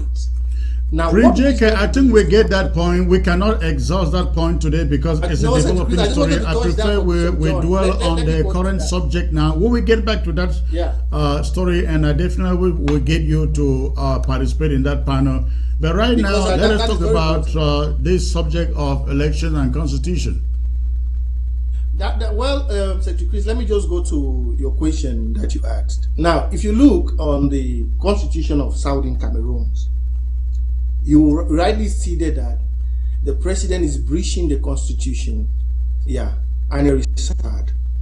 Based on some intelligence which I have, the president summoned the stakeholders in Berlin and is putting them now to be like the ones of the revolution. That's why I use the phrase here that Ground Zero can rule this war. But maybe you did not understand. Because Ground Zero has the resources, and if the fighters are organized like the way you heard that part said that they organize themselves in LGA, they'll be able to use our resources on the ground. And with the companies we have there, they will pay them revolutionary fee. And with citizens on the ground, including us in diaspora, if they put the law, we will respect it by force. That's what the Eritreans did. That's why I was saying it here, that if we play, Ground Zero can take over. Because the president there in a meeting he just had this week was summoning the stakeholders in Berlin, which they had the Berlin conference, to come again to see how they can do things and change the institution to protect their interest. I have everything here. When was that meeting, Prince J.K.? I'm not aware of it. That meeting took place, it took place on Thursday. The meeting took place on Thursday. My understanding of the meeting of Thursday is it was an enlarged intergovernmental meeting. No, maybe it's the one yesterday, but they rejected many people from coming. I don't want to go to that. No, the one yesterday was a security meeting that was meant for a particular set of people. It was Thursday. It was Thursday, and it was an enlarged intergovernmental meeting for the LGA counties, county leaders. Some people were rejected. Some people were rejected from coming to the meeting. Bishop John, what do you know about it? No. I mean, J.K. surely have his facts. The meeting as we know, it was an extended cabinet meeting, which is the president now says is the APP, the new intergovernmental meeting, which will be made of the people who are actually representing their constituent. They will come there. There are people who have to be able to go back and tell people what they have gotten from the meeting. So that was the meeting that we had on Thursday, you know. Now, but the only problem I have, wait, please, let me learn. The only problem I have is that in Momo, me, I come from Momo, and I'm one of the Momo County Mobile Wing, and that is the part that does not respect the interim government leadership, who's Comrade Ghana Valentine. We have our own chairman. Our chairman is Comrade Patrick Ngene. You know, that's our chairperson, but he could not be allowed in that meeting because he is not. But this is the thing I said. He represents a constituent, and he represents patriots. Those of us who are there, you see myself, you have Vance, you have Dr. Atianjo, you have, these are people who have been supporting the revolution in many other ways. So the president, so what I think that if the president wants to create a meeting like that, he should understand that in those places where there are problems and they are still trying to resolve those problems, you should admit leaders from all those two factions who are still IG, because they have people to carry the message to go and give to them. That was not the case. And I think that's what But you understand that when they put those meetings together, they are looking for people who will carry their water, correct? Well, it can be so. That's essentially what Prinjeka was saying. I saw some messages come from the Restoration Council saying that nobody has the right to ban the current APP as it was, but you know that the president in that meeting abolished the current APP that we have because he said any kind of person is there, people are disrespectful. But Chris, I must say this, that recently we've had people who have gone online and they have been very disrespectful to people's personality, to the extent of calling names, you know, or name calling. It's not good. I just think that when we go public, we should address our situation. We should be very objective, and we should be straight to the point, and we should state the fact of our argument. And the interim government should not be against people who disagree or who have come up with a different idea or a contrary view to what we have. I think this is what is happening among us, and if we continue to divide ourselves, I don't know if we will have anybody left. You know, we are just reducing our forces, our ability to work together. That unity, that is part of our motto: justice, unity, and democracy. That is part of our motto. We keep dividing ourselves, then we are losing the power of that unity. That synergy that we're supposed to have, we will not have. So wherever there's a disagreement and we have two IG factions, the president should consider those two people until that matter is resolved. And I've said that they should go back to the root problem and find a way for all the people of that particular constituent, let them come together and abolish whatever is happening and forge a way that everybody will accept, so that there can be unity, because united we are stronger. Prinjeka. Thank you, Chris. To be point blank and point straight here, number one, the president has no right, after his mandate ended in November last year, he has no right to abolish the AMBA peace plan. That's number one. Number two, he has no right to go on his end of year speech and say that he will not, there will be no elections. He has no right. And number three, the president has the right to come and sit and take hold of the people's platform and decide who comes to represent the people, whereas his mandate, which the people gave to him, has expired. These are the things we need to say, because what we do now is what will determine the future of Amazonia in the next years to come. If you go to parliaments like in China, if you go to China, they don't talk about today, they talk about 50 years. In Amazonia, what we should be talking about now is a nation who we are going to be, which in 50 years is going to be greater than Dubai or any land in the world. The president has to know its limits. I said it in my live show. I said, in which state, all of you are in America, Bishop John is in America, you are in America, Secretary Chris. In which state in America will you hear Donald Trump go leave his office and go and seize the Congress, take the Congress hostage, Secretary Chris? We say we practice the America this thing. In which state in America will you hear Donald Trump go and tell the governor of a state, which is like a county chairman in Amazonia, that your security department is fired? Secretary Chris, this is where the problem comes from. Now, when you point they are wrong, they say you are an enemy to them. In which place does this happen? People which, that's the people, the chairman which is who holds the people look up to. That's what you show in FACO. The problem of FACO could be solved by the FACO people. We solved it because the president and the people of the interim government had their interest on particular people, decided to pick sides. You could even see it in the Afcon preparation. All these things are bridging the constitution day by day. Let me give another example. In which place does the president has right to go and give a private militia? Bishop John is here. He has worked in the American army. Which day a president will leave the American army and go and look for an ISIS group or a Taliban and give them millions instead of looking for his military to go? Our president leave the FACO county and go and to FAF and go and give FAF 18,000, whereas the defense, the national defense of our county, which represents the army of our nation, which represents the constitution, asked him for 25,000. He said it's too much. They broke it down to 20,000. He said it's too much. They went to 10,000. He said they went to 5,500. He said he has 5,000. Secretary Chris, what can 5,000 do to stop a nation called? He didn't give our own. That is a very important point, Prince J.K., because I know the ANC up to today is not happy with what is going on. They asked for money to prepare for this event. They were not given money. And finally, when they received money, they received chicken change. As you said, $5,000. Meanwhile, FACO security receives nothing. And somebody who has refused to align with this interim government as any other ARF group is given $18,000. And the marches are starting on Tuesday. We are yet to see any action on the ground. Bishop John, it seems you are frozen. Oh, okay. I thought, okay, you are fine. You are okay. Please take it from here. Secretary Chris, the facts are out there. Prince J.K. has already quoted the figures.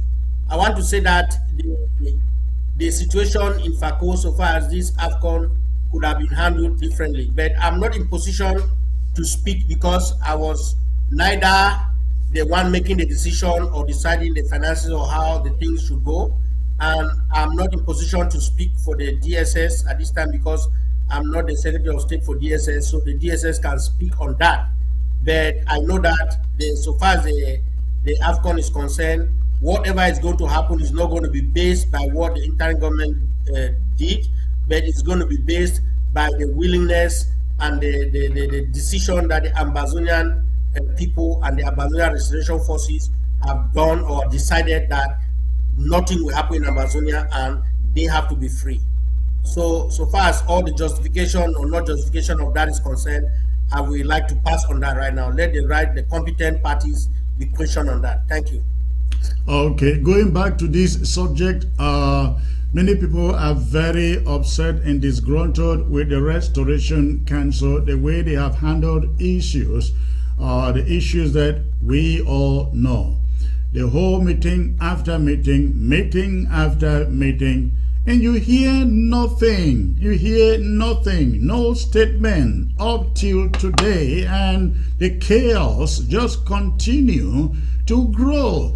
I am beginning to think that maybe that Restoration Council should be scrapped if they will hold meeting after meeting after meeting and there is not a single statement coming out of there.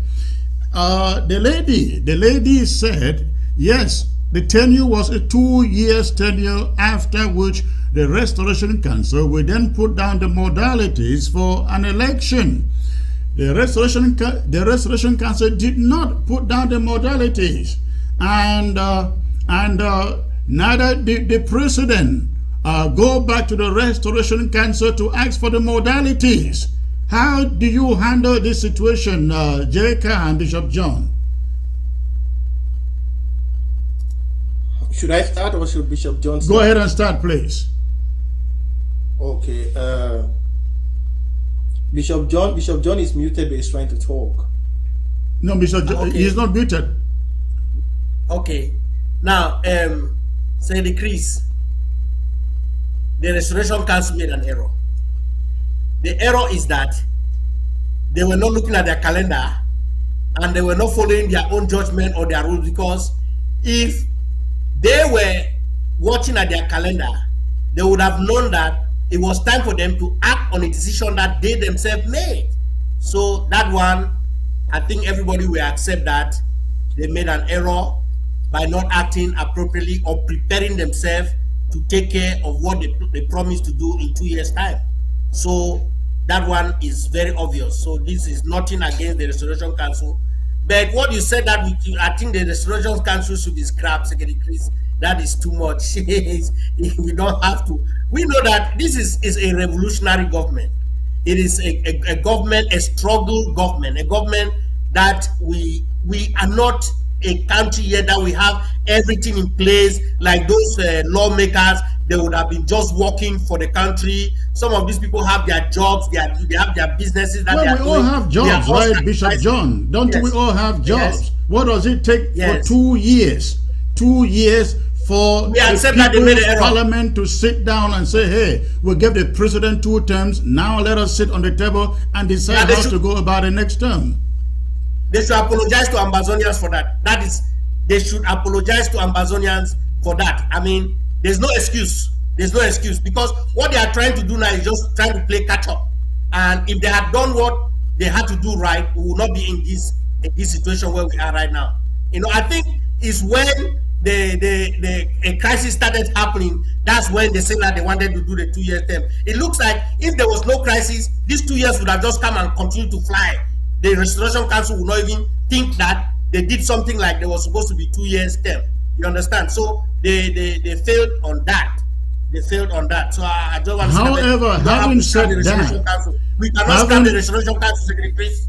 However, having said that, there is no way anybody, because I hear the president saying, "Oh, Secretary Chris, can I come in? I'm coming back to you. I'm coming to you, JK. Give me 1 minute to make this point. Having said that, you hear the surrogates of the president out there saying,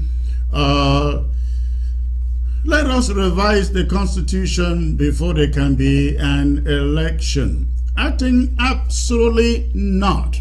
If that constitution was good 2 years ago, to impeach a president and make him a president, that same constitution should be good to conduct another election. And if he wins, awesome, he stays. If he doesn't win, he should go. And I think that is what it should be. A constitution is not revised in 1 month, in 2 months, in 3 months. It takes time.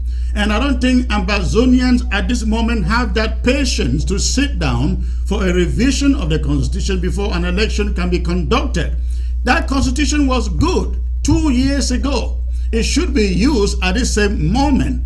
Go back, organize, put out the modalities for an election, as the lady said. Let them conduct the election. After the election, if Dr. Sako is still president, he should spearhead the revision of the constitution. If he is not a president, the next president should spearhead the revision of that constitution. But for now, nothing should stop that election exercise. Prince Jeka. Thank you very much, Secretary Chris. I really wanted to give some very good points on this. Number one, which I would like to give in regards to the present issue and the way forward, which I would suggest, is not everything has to be new. Let everything be new. The only foundation we have now in this our war of liberation that is strong is the counties and LGA. You can all see those are the only places we have. And because the government and the politics of the government, Bishop John said, want to still hold on power, they are destroying these great structures we have built. To my own suggestion, those who make up a restoration council are those from the counties and LGA, is the county chairs. Now, you realize that during this period which we started this war, nothing was arranged. We just had to manage. It's like a farmer going to a house, going to the bush and there is no house, and he just has to pick up palm fronds to build up a small shelter to manage, and then start thinking of how to build a house. What we just did in these past 4 years have been picking up scratches to make sure we sustain ourselves from not being destroyed by the Republic. And most people who are in that government, who have been there, both in the Restoration Council and everything, the only legitimate people which we have in the Restoration Council are those from the county chairs. So to me, my proposal is let everything be dissolved. Let everybody go back to the county and the LGA. The Restoration Council, if the president is rejecting everything, tell him he's from FACO. All of them in that government, they have their counties. Let everybody go back to their county. From the counties, we'll vote the chairman and their spokespeople. Then they will immediately make up the Restoration Council. From the Restoration Council, with the chairmen of every county coming, the 18 county chairs, they will vote a chairman. Then from there, now they will vote who amongst them who want to stand for a presidential cabinet if we want to have a government again from that council. For me, that's my advice. Because with the politics we have in the interim government, it's going to only delay us. With what we are seeing in the Restoration Council, the president and everything I see, he has taken hostage of the peace plan, decided to come to a meeting, letting those who don't sing his voice. I think we are just doing the CPD in politics. So to me, if I have to propose to the Ambazonian people, let everything, just the government and the Restoration Council should be brought down. Then we go to our counties and go and follow the legitimate process. We vote the chair people, because the Restoration Council is like a parliament. We vote the legitimate people there. They go into the Restoration Council. Then from there, the chairman, and if we want to have a president, they will decide it in the law. Because according to our constitution now, President Sako is struggling to destroy it. And as we said, 2 years has already passed. How a commentator did not know? How come that a Restoration Council will sit and will forget the date which they put somebody into power? That means all of them are asleep, just like how what the government is doing. With years we have been waiting for Nation Cup, and Nation Cup is coming, and you see the president making a blunder. The president's cabinet and the Restoration Council are full of people who don't even take notes of important events in Ambazonia.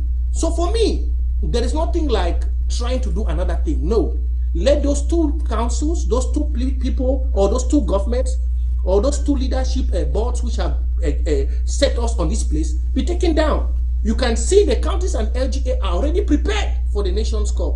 We're already prepared for any election. But the Restoration Council wasn't prepared. Neither was the government also ready to submit in for a new election. All right. That's my suggestion. Thank you. All right. Thank you, Prince J.K. Thank you, Bishop John. We're going to open the phone lines and get to hear the take of Ambazonians across the globe from Ground Zero and the diaspora on this subject. I have the first caller here. It seems that caller dropped. Okay.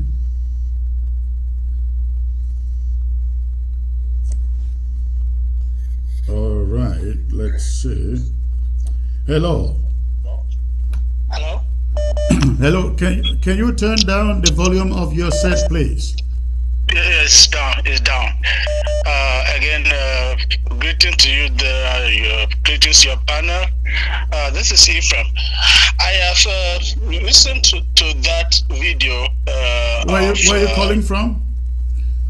I'm calling from San Antonio, Texas. Okay, all right. Okay, so I have watched that video in which Dr. Lobati made some pronouncements. She read some. She was reading something there and answering questions. And there are two things that came up clearly to me. One, the term of office of the president, Dr. Sako, was over in November. It was going to come to an end in November. 2, the Restoration Council is supposed to have done something to determine what we are going to do to replace the Sako if we went in for elections and it didn't win. But so far we know that that did not work. But it still stands that the term of office of the president was supposed to end in November. He is hanging tight in there. So well, do you blame him for hanging tight? Number one, the Restoration Council that should have conducted an election right before the expiration of his term did not do it. Problems escalated in the government due to the president's inability to solve problems, and they went to the Restoration Council. Not a single statement has come out from there. But we are told they have meetings sometimes like twice a week. They are meeting today. Not a single statement has come out of there. Okay, it still stands that the term of office of the president ended in November. Of course, that is true. The Restoration Council, whether the Restoration Council then failed to do this or do what, the president's term of office ended in November. Full stop. So again, I was going to say, I've spoken to a number of people, and there's a certain argument that some of them make. Or do you think that there's somebody else who can handle this thing? Oh no, the ship is rocky, so let's just go ahead, give him 6 more months or 1 more year. This reminds me of the days of Ahijo, when it was always believed that, if Ahijo was not there, the country was going to crumble. Then went to Bia. Bia gave himself 14 years, that's 2 terms of office, and he probably believed that 14 years will now come.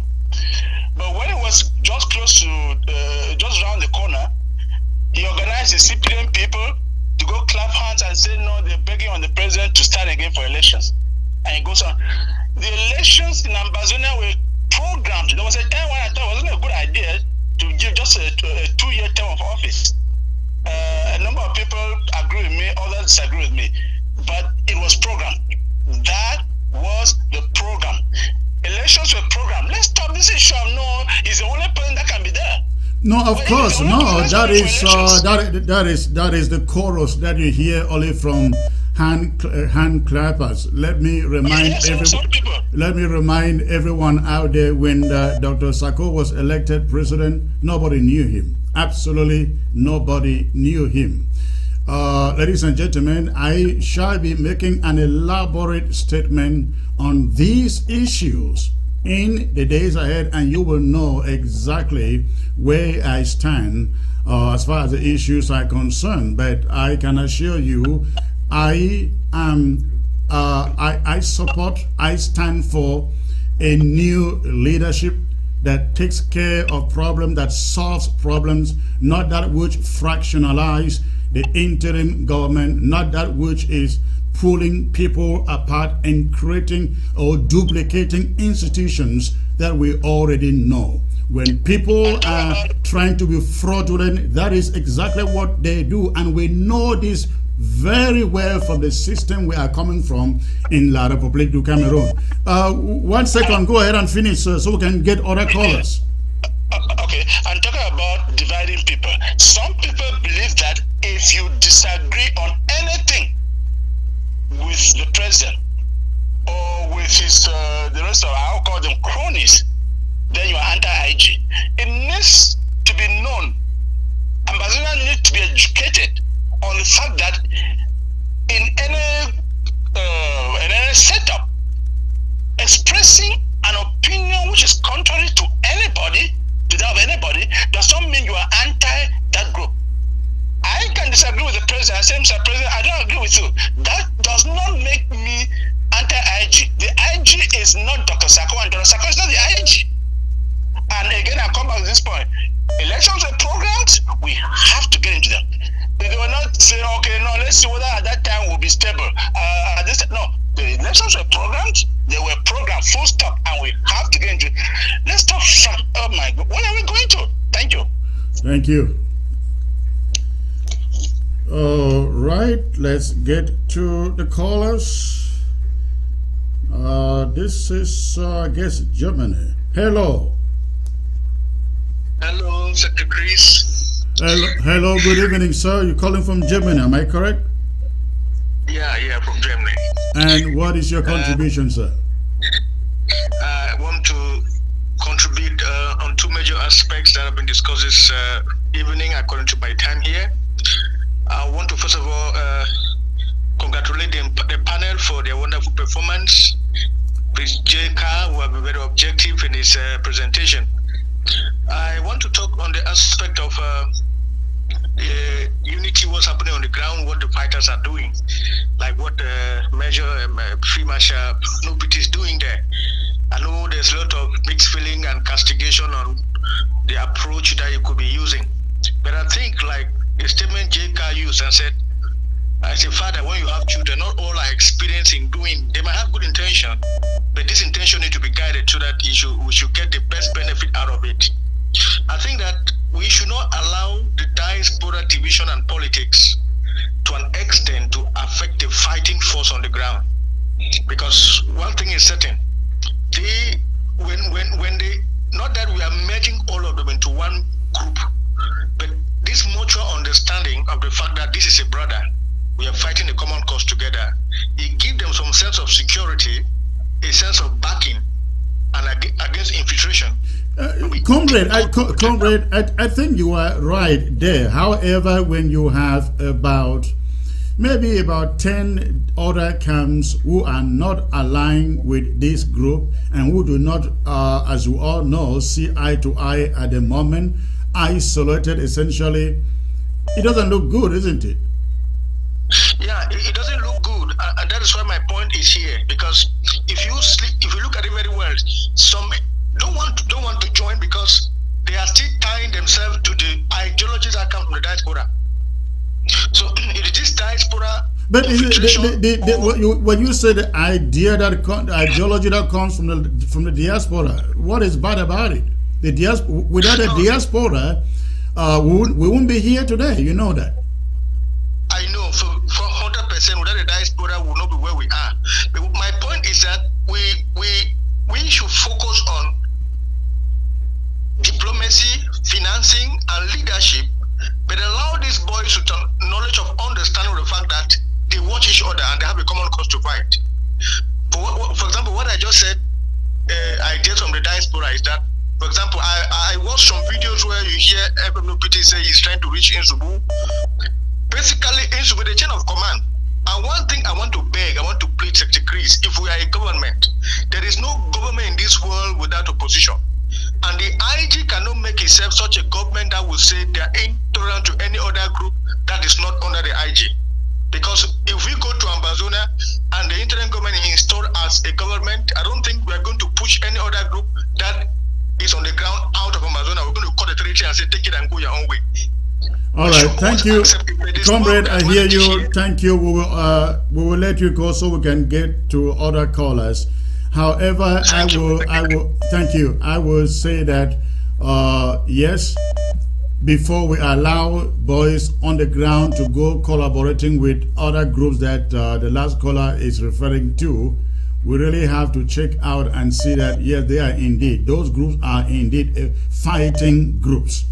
That is my little take there. Thank you, sir. Some have collaborated, Secretary Chris, and they have been betrayed and sold to the La Republic or killed. Bishop John, you want to add a point there? 50 seconds. And, no, I said collaboration is good. Before I get to the next I said that collaboration is good, but some have collaborated in the name of brotherhood and they have been sold or they have been killed. Okay, Prince J.K. Chris, let me drop something there before you take a caller, please. In regards to what that caller said, it's very important. You cannot be in the diaspora and you're not on the ground and you determine a situation of a fighter through phone call. We get it wrong there. When this war started, you never had anybody fighting each other until when the diaspora got involved. We need to remember the beginning. It's only when the diaspora got involved in this war, such as the ADF and the others, that we saw these boys. Remember, Ground Zero was more determined to fight this war more than us in the diaspora. Let's stop this. I don't want us to make the boys feel like they're stupid. They pick us before we diaspora out of buying granules for them. Prince Jeka, I think I have issues when you kind of dump the diaspora in one basket. I think, you know, the overwhelming majority of the people in diaspora, they have a sound mind, a selfless mind, which want to see this struggle taken to the logical end. Chris, you're right. You're right. So I think it is not right to kind of put everybody in the same basket. No. We've got a few people, especially in the leadership, that must be taken care of. Let me just drop a point to you, Sergio Chris. You see, when I'm engaged in something, I'm very determined. I've gone through other revolutions and I've watched many on the past. I tell you what we experience here, as just like Bishop John said, many people are clinging to power, and this will cost the life of many youths. In every revolution, diaspora is involved financially, and the only thing the fighters on the ground give to diaspora is maybe a spokesman and diplomacy. I'm telling you, Secretary Chris, try and investigate. All right, let's get to the callers here. Hello. Hello, Secretary Chris. Hello, sir. Where are you calling from? I am calling from the United Kingdom. I want to thank you guys. You are having a great panelist, and Prince Jeka, I want to give you a bottle of wine for you for this for putting up tight. You and nothing for the anchor man. Of course, I'm going to get to the anchor man. Prince Jeka, you deserve a wine for standing for the youth. You are actually a true son of the soil, and I applaud you for that. Honestly, you deserve a wine from my part. I want to take this opportunity also to thank Bishop John Agewa for playing good politics this time. You know, I think he is actually singing the song that some of us we want to hear. This is a brand new Ambazonia we are seeing, not the kind of Ambazonia whereby people have to be singing hallelujah to some certain kind of individuals. You know, according to what we have been seeing, what No PT has been doing, if we have to move ahead in this revolution, let this interim government understand that it is because they have not been able to handle things. Reason why some of these soldiers are doing things contrary, or us in the diaspora who are sitting, eating, taking our children to McDonald's, taking our children to Burger King. Why these poor children back home who have laid their lives, they don't even have money to pay their children's school fees, yet they are sacrificing. And some of us, we wear good suit, we wear good shoes, we keep playing all kinds of horrible politics. We even have some surrogates such as chamber Nelsons, and I can name them, and they will be coming on platform writing all kinds of theories, blackmailing people who are fighting in this revolution, such as Secretary Chris and others. Honest speaking, we own that responsibility in this revolution to be so honest. And this ABS has come to throw light in this revolution. You as well, Secretary Chris, at least for taking this opportunity to create this platform that is not going to stop people to speak. If you continue in this platform, Ambazonians will fund this TV without any bias. In short, there will be so many cheerful givers. And on my part right now, I will tell you, Secretary Chris, I will credit ABS with a sum of $500. Wonderful. Because I like what I see. It's not like the kind of TV we see, Sarko's surrogates, they insult people left and right. Look, I am one of those people. As I'm telling you now, there is a call between No PT and the people of Southern Zone. The same thing that is happening in Northern Zone, we are encouraging him to continue that in the Southern Zone. You were saying that who is going to sponsor them? I am telling you, with one devastating attack that no pity will carry in northern zone, it is not just 100, millions of thousands will come to that northern zone. And we are going to continue in this platform. We need a very interim government. And that interim government will come with people who have the resilience of honesty. And let us also understand that if we cannot tell Saku to step down, or for the Restoration Council to organize another election whereby we are going to choose our leaders, if we allow this Restoration Council not to organize these elections, then honestly, this is another like a public government that we are having. So well, I can assure you, comrade, if the Restoration Council does not do the right thing, I will be ahead of Ambazonians to champion a move that brings in a new Restoration Council that actually works. Thank you for the call. Thank you so much. We are waiting. We are looking forward to that. All right. Thank you, sir. Okay, let's get to...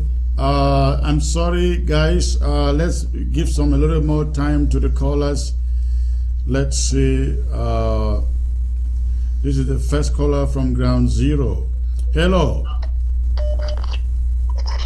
Hello. Hello. Yeah, hello. Hello. Yeah, hello. Hello. Yes, I can hear you, ma'am. Where are you calling from? I'm calling from the northern zone. Okay, good to hear that. What is your contribution? Yeah, hello. Yes, go on. I can hear you. Go on. Yeah, hello. Yes, I'm hearing you. Continue. Continue. I'm calling from the northern zone, sir. All right, thank you. Go on and tell us what you have in your mind. All right, so I will talk about pigeon.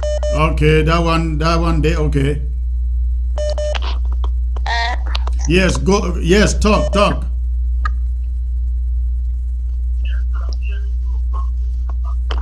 Okay. Please. Hello? Focus on your telephone. Turn down the volume of your TV and only listen to your phone. Yes, I am on the telephone. The thing is that we have a bit of network problem here too. Okay, I'm hearing you. Just go on. Okay.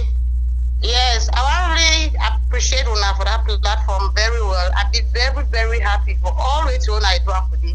I thank God for Una, especially Prince Jeka. I want to pass a very big message to you. Say, I give a very big thank you.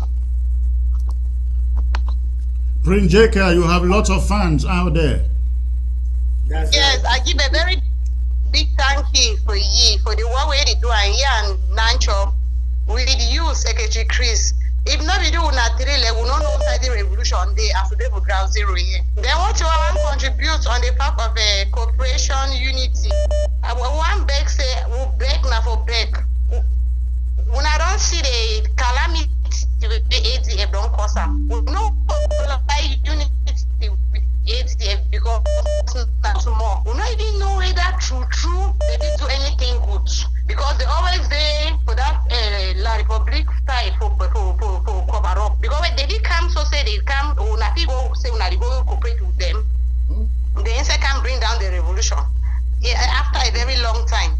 And then I want to really ask for pigeon because I want me even mommy them for ground with any high ground mommy the year fine. I want to ask president say his own problem now wait.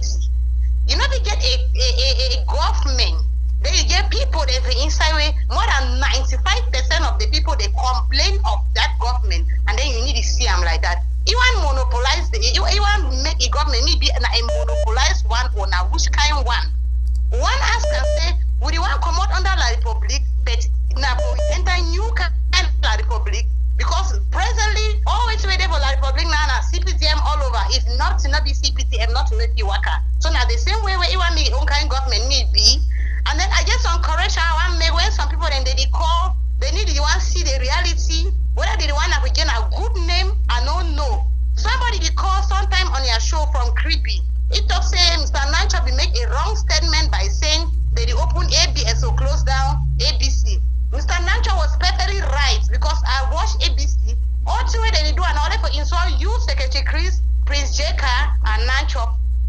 Whereas they talk like the big truth.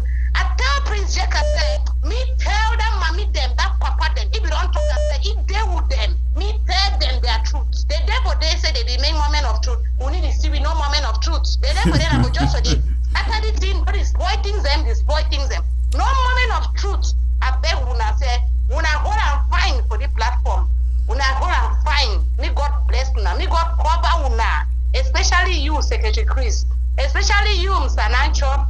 Especially you, Prince Jeka. Especially you, Bishop John. May God protect all una as una dey for there. Una hold and so that me the truth is being known. All right. Thank you. Thank you. God bless, and you remain safe out there. Okay. Okay. Let's get to the next caller here. Ground zero, I guess. Hello. Yeah, hello, Secretary Chris. Hello, sir. Where are you calling from? I'm calling from the northern zone. Okay. What is in your mind, sir? Okay. I have like 3 aspects what I want to just talk about. 1 minute. First, Secretary Chris, I want to thank you for what you are doing, for what you came out now. Maybe from my mind, you guys even came out a little bit late, but it's better late than never. I remember when Eric Tato came out, I was elaborating so many things about the president. You guys were the one hitting up on him. We thank God you guys are now seeing it. We need him out from there. He has spoiled the revolution. And I go back again to No Pity. When there's one of the video No Pity is saying in Bui County, every commander and general are there except Isobu, who refused to come. So everybody has accepted the unity in Bui County. Only Isobu. So we should appreciate that and keep forward and keep seeing the good things. Comrade, if I may ask you, you are calling from the northern zone, right? Yes, sir. Now, given your take on this, how is it that FM No PT goes to Ngoketunja and it creates this alliance, and we're not hearing of anything about, goes to Bui and create this alliance? We are not hearing anything about Ngoketunja, and that is his original county. There is this one what they said, all of them as general, they said it, that there is no ATF, there is no, and I remember that was I'm talking about the other fighters inside Ngoketunja. Even they work under counties or we are Ambazonia. We are one. That is the most important thing for me. We are Amazonians. We should look that great thing in it. Alone, only Ngoketunja alone will never win that war. We County alone will never win that war. So no, I get your point. I get your point completely. The point I'm trying to make is, don't you think that pact, that unity pact, should have started from Ngoketunja? But we have never heard that there's any problem in Ngoketunja. I think the military just came in there when No Pity was hitting very hard on La Republic soldiers, and the military now, maybe the hit was too much in Ngoketunja for No Pity alone. And the commanders or the generals in Bui County accepted No Pity just to give me a bit of air, because they know the work he's doing, they're protecting his work. All right. Okay. That guy is one of the guys. He's not the only person, but he's one of the brave soldiers we have who can take us. There is no doubt about that. We just have to be observant if that is born out of. And one thing, sir. All right, quickly, so we can take other calls. You never hear the fighters on the ground talking of there's no AGF or there is no this group. Only new people in the diaspora. The fighters haven't complained in the ground about different groups. which group is there or not. So we should stop, please. We should stop, please, putting all the time. We need to check this group. The fighters should tell us. We have not had any fighters. Well, comrade, if we do that, we do it for a reason. I think you know that I don't mince words. I speak straight. If any group on the ground that claims to be fighting for Ambazonia should show us where they have been fighting. Because listen, Field Marshal, you know, is my junior brother, my direct junior brother. If he has to go align with some people whom I don't know where they have been fighting, I would tell him, hey, you are risking your life, honestly. I understand you, sir, but we should know one thing. The fighters are on the ground. They know more than every other people in the diaspora. And you guys can only get me what you want to hear. But since we are seeing videos from fighters outside, we haven't heard the fighters saying, hey, we even heard some fighters then saying, I forgot the name of the general who just died, saying how he was going to fight ATF, but just because he was being sent from the diaspora.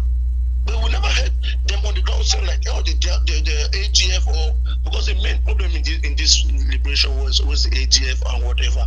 But the fighters on the ground themselves, they don't complain. I heard them from the video, no pity, them saying they have ATF 50 fighters there. They have everybody there in Bowie County. All right, thank you, comrade. Thank you. I think you've made a point. Let's see if we can get to other callers.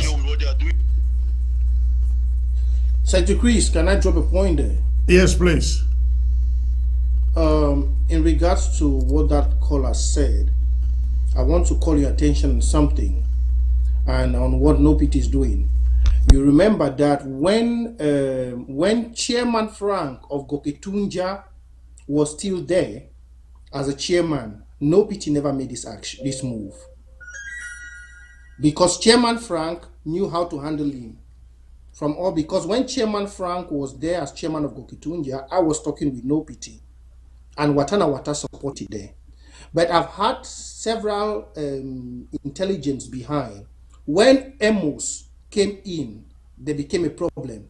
The question should be is, why did the interim government remove Chairman Frank, which has been on the foundation of Goketunja Defense, and send him to the director of whether it's Home Affairs, under Secretary of Home Affairs, whereas he was doing a good job understanding Field Marshal NOPIT, and bringing Amos in there, which Amos has been there, but maybe that relationship of working with NOPIT has not been for this while. Why? That's where the question comes from. And I think that's why NOPIT makes the move to Mbui. Remember, Amos sings the same song with Iringwa. I have intelligence on that. Comrade Amos sings the same song to Iringwa, and the same thing that happened to Commando is like it's the same thing that's going to happen to Field Marshal, because maybe this one I'm just insinuating now. Maybe they must have want to put NOPIT to their terms, and NOPIT is a heady boy too. You cannot be in the diaspora and you want to tell NOPIT what to do on the ground. Even Chairman Frank who used the wisdom to handle NOPIT. So we need to go out and dig this stuff about NOPIT and what he's doing and why not in Goketunja. All right, let's get to the next caller here, Prince Jeka. Hello, where are you calling from, sir? Yes, Comrade Chris, this is Comrade Punch. I'm calling from Pennsylvania. How are you? I am doing excellent, sir. All right. My question goes to Bishop John. Talking about division on ground zero. If you between him and the late General Ivo, may his soul rest in peace. He was trying to allow this guy with money to decamp from the ADF. And when I listened to that audio, I was very, very disappointed. So, can he now give a disclaimer? Because if he's sitting here and talking about unity, to me that sounds like a double standard. So can he give a disclaimer here that he never did that? That to Bishop John. All right, thank you. Bishop John, you want to say something about that? Yes, sure. When General Ivo called me. He called me to make a proposal. General Ivo told me that if we give him weapons, and this is what we do. If you listen to that audio, people who listen to that audio, some people just want to take audio and make what they want to make with it. I told him, okay, I will have to go to the authorities and see if that's what he wants. But this is what I said, which is very clear. I said, my brother, don't fight for individual, fight for the country. Fight for the country, for Ambazonia. You understand? We've seen the situation where ADF was killing other fighters. And let me tell you, if people don't know, General Ivo had seen this coming. General Ivo had some red flags, and he wanted to make things right that were going wrong. And he's the one who called me. He came to me. I didn't go to him. And the recommendation he made about, he told me that ADF is giving weapon, ADF is giving this. Can we give him so and so amount of sticks? Can we give him this? I said, well, I will take it to the authorities. If that's what he wants, that will make him to be able to fight for the country rather than fighting for somebody. So that's what I never told him to the camp. He came to all those recommendations that you people hear there. It looked like it was a setup that he had to come and call me and say, sorry, we record it and go and say and give it to those propagandists, and they'll go and be making all those things. Anybody who know me from the beginning of this war, you can call those ARFs on the ground. They know what I stand for. They know what I tell them about being soldiers and not being involved in politics. And I respect them because I've really groomed some of them. Some of the camps, we started them. You know, we had to sponsor some of the camps. We have to mobilize, recruit some of the guys to become what they have become today. So anybody who says something like that, they are just saying it. Look, I don't come to the public to justify myself, but people who know me, they know that I'm very objective in what I do. I don't go try to do better. But if somebody is wrong, is wrong. ADF has killed Ambazonians. ADF has killed our ARF. That is a fact. You cannot deny it. Thank you. That one is true. That one is very true. That one, you're right.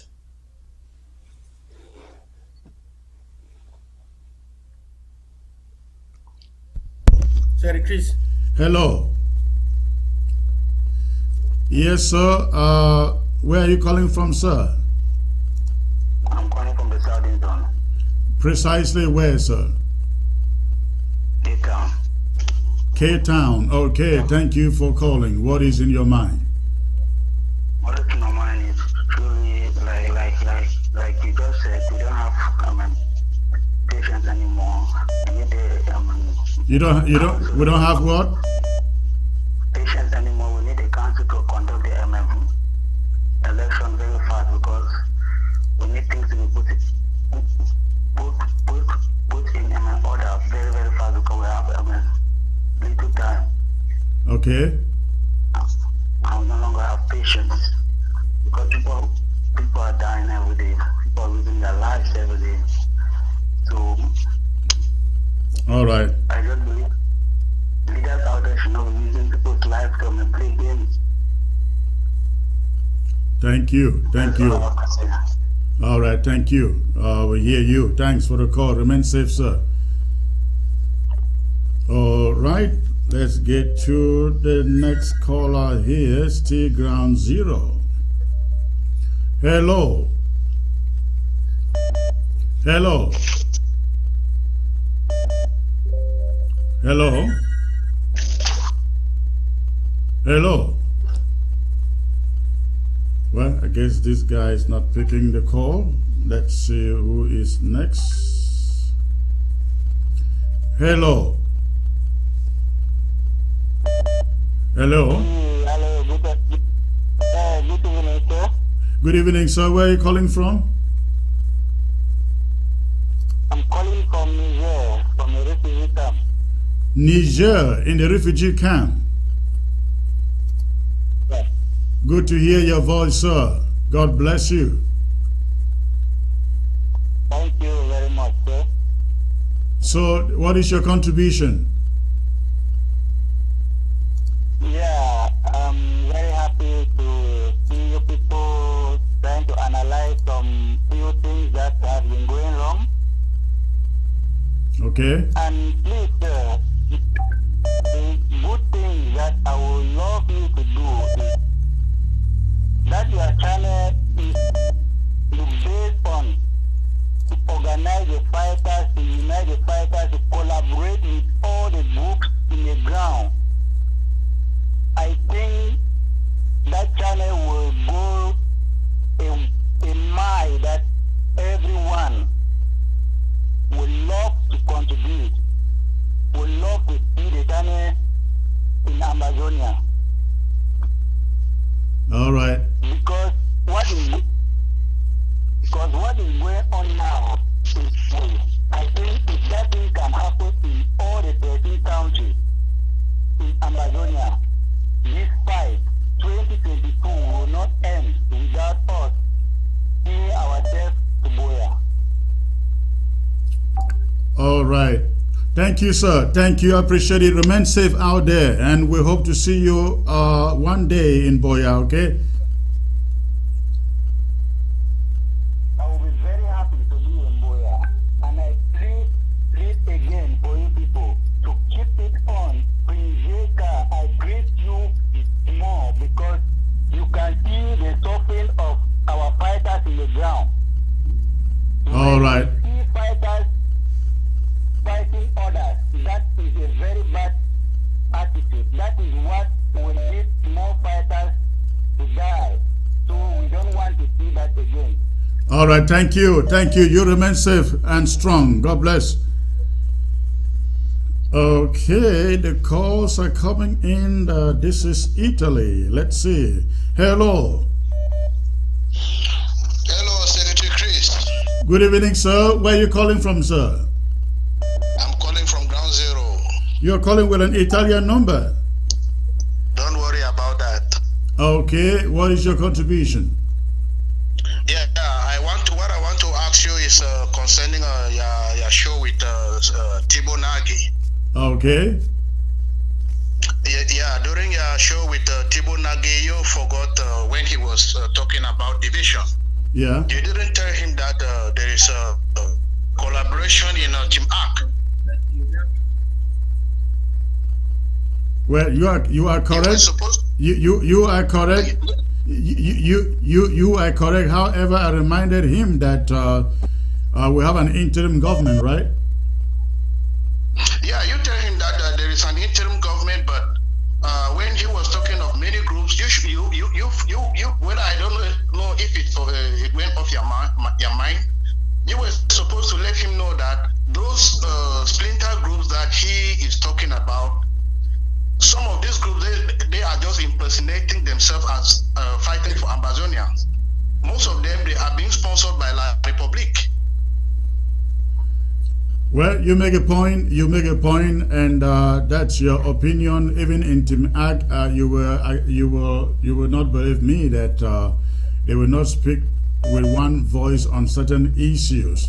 So I think, listen, I think if this struggle will go anywhere, it is the interim government, and that is why we want the interim government to work, to have effective leaders. Not leaders who are interested in building little cliques to consolidate themselves and just sit there doing very little. Thank you for the call. Let's get other callers. What you are saying is correct. Just excuse me, I still have some points to make. I don't know.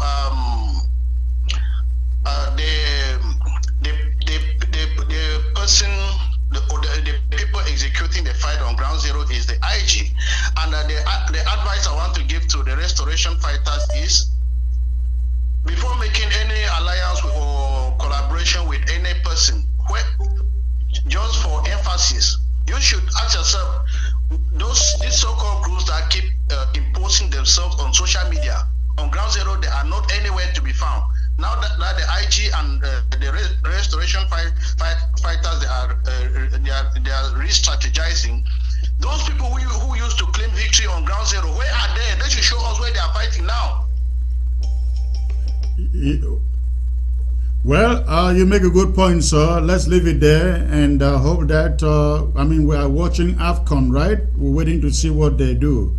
Thank you. This is the time. Restoration fighters, please, if you are hearing me, keep out of politics and keep away from any collaboration. There is one guy in one of the videos of a film.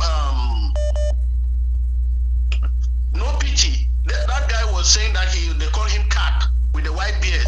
He was saying that the collaboration that they are making, they have to go to other camps, other barracks, and know how or what is going on there. What is his mission of wanting to do collaboration to go and find in people's camps?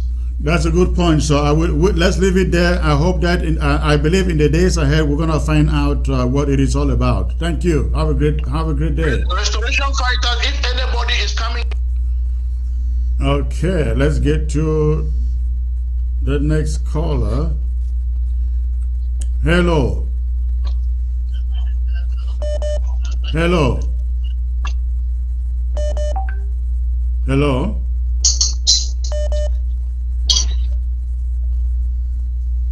All right. If you are calling, you have to be ready to pick the call once your call is picked.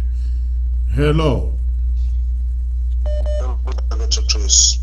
Hello, sir. Where are you calling from? I'm calling from Victoria. Wonderful. What is going on in Victoria tonight? Victoria is heavily militarized with military men.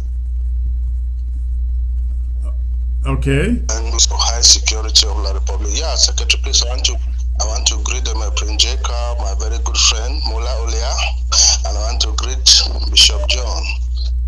And I want to say something, Secretary Chris. Okay. The position.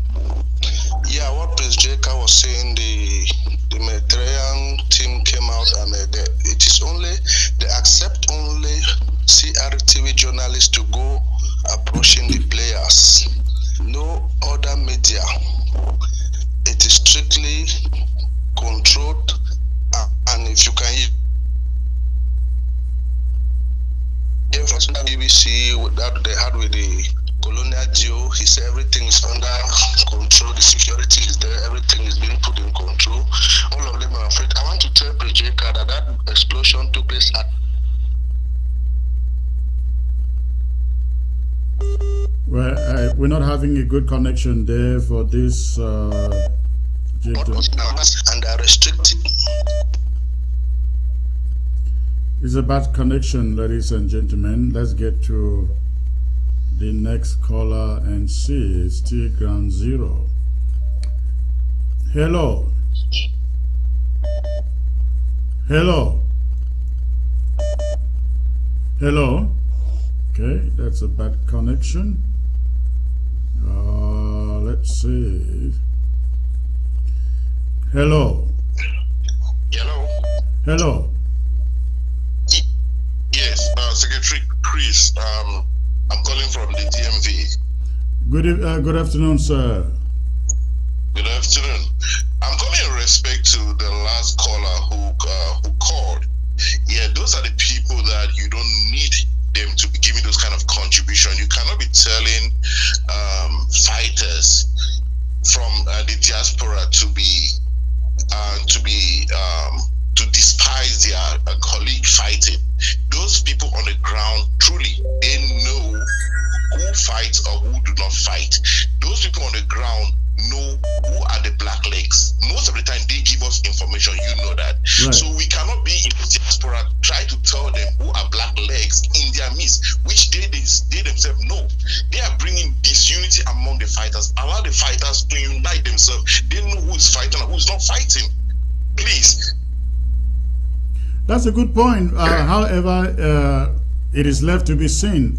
Comrade, you know as well as I do that we have seen lots and lots of trouble on ground zero coming from camps that claim to be fighting, but all that they do is kidnapping and ransom taking. I see somebody saying that, oh, the ADF has been fighting in Mancon forever. Yet, Mancon is one of the most infested kidnap zone and ransom taking. Bafut used to be for a while now. We haven't heard that in Bafut. But so that is a problem. I think you will not disagree with me that we owe the guys on ground zero advice on how to go about. We want them to work together, but they got to be very careful because the leadership in the diaspora essentially tell these guys what to do and how to do it. You don't disagree with that, right? You are very right. You are very right. But my take is, like, there are a lot of propaganda videos out there. A fighter will go and fight, and then other people would want to claim the credit. Do you think those fighters don't see that? They know, and they know who are the people doing that, and I don't think any of them want to unite themselves with those kind of people. So the people that they are trying to unite themselves with, I believe you give these fighters some credit that they know that those people are genuine fighters, and if at all those fighters are not fighting and they have decided to come under the umbrella of one team, then I believe at this time they will fight. Well, don't you think so? I agree with you, but again, it is something we have to wait and see, right? Yes. Yes. I really don't have a problem if they can all come together that way, for as long as it doesn't end up with sellouts. We will support that. Thank you for the call. You're welcome. All right. Okay. Hello. Hello. Hello. Hello, sir. Good evening. Where are you calling from? Yeah, evening, Mr. Secretary Chris. I'm calling from Gabon. All right. Thank you for the call. What is your contribution? Yes, I just want to thank the panel, my brother Jeka, and my pa John. I'll talk in pidgin. That's fine. Yeah. Okay. I just want to say something because last time I listened the president with Mr. Paddy on ABC. They were saying that the election is not going to hold. I just want to say, because Paddy used statement that why are people calling on election now? Those people are calling election now are hypocrites, they are backbiters, they are so on, so forth. But I just want to say that he said another thing, that the time that the president of the Restoration Council was saying that the president has 2 years term, and nobody in that hall didn't respond or didn't go angry of that 2 years term. But I want to ask, why is the president, Sako, his own group, did not say that 2 years term is not in the constitution at the time that the president of the Restoration Council was announcing that he has 2 years term? Why does he get silence? Why the Restoration Council was saying that he has 2 years? Today he's saying that he's not in the constitution. It's a Beverly. But I don't understand. And I just want to say something about Jeka. Jeka said something that the chairpersons and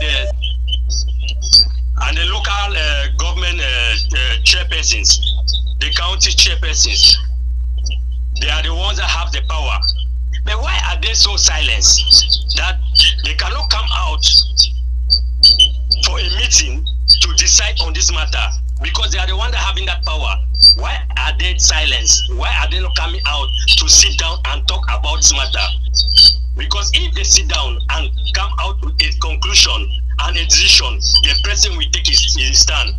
But up to date, no restaurant chair, no county chairman, no local government, nothing of them have come out to take any decision. So I don't know why. All right. Another thing that I'll just excuse me. Another thing that I want to say, Paddy is always coming out. He's always pointing your finger. He's always doing what? Point finger at you. Oh, okay. I don't know why Paddy is always pointing finger at you. No, if he doesn't point finger at me and say something every time on me, nobody will watch him. That is the problem. Okay. All right. Thank you.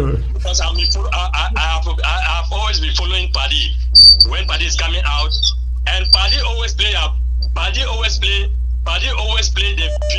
audios of you and the audios of others.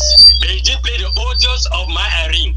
I don't know why. Yeah, again, you know, he has to play my audios and my videos so that people can watch him.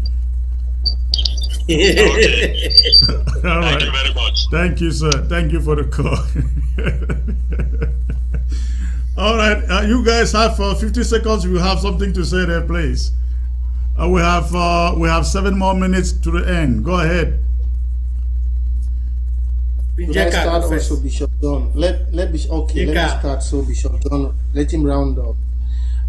One thing I want to say is thank you, Secretary Chris, and thank you, Ambazonians. Whatever we have said here, we are saying it to build. We are not saying it to favor anybody. That's one thing you all must get.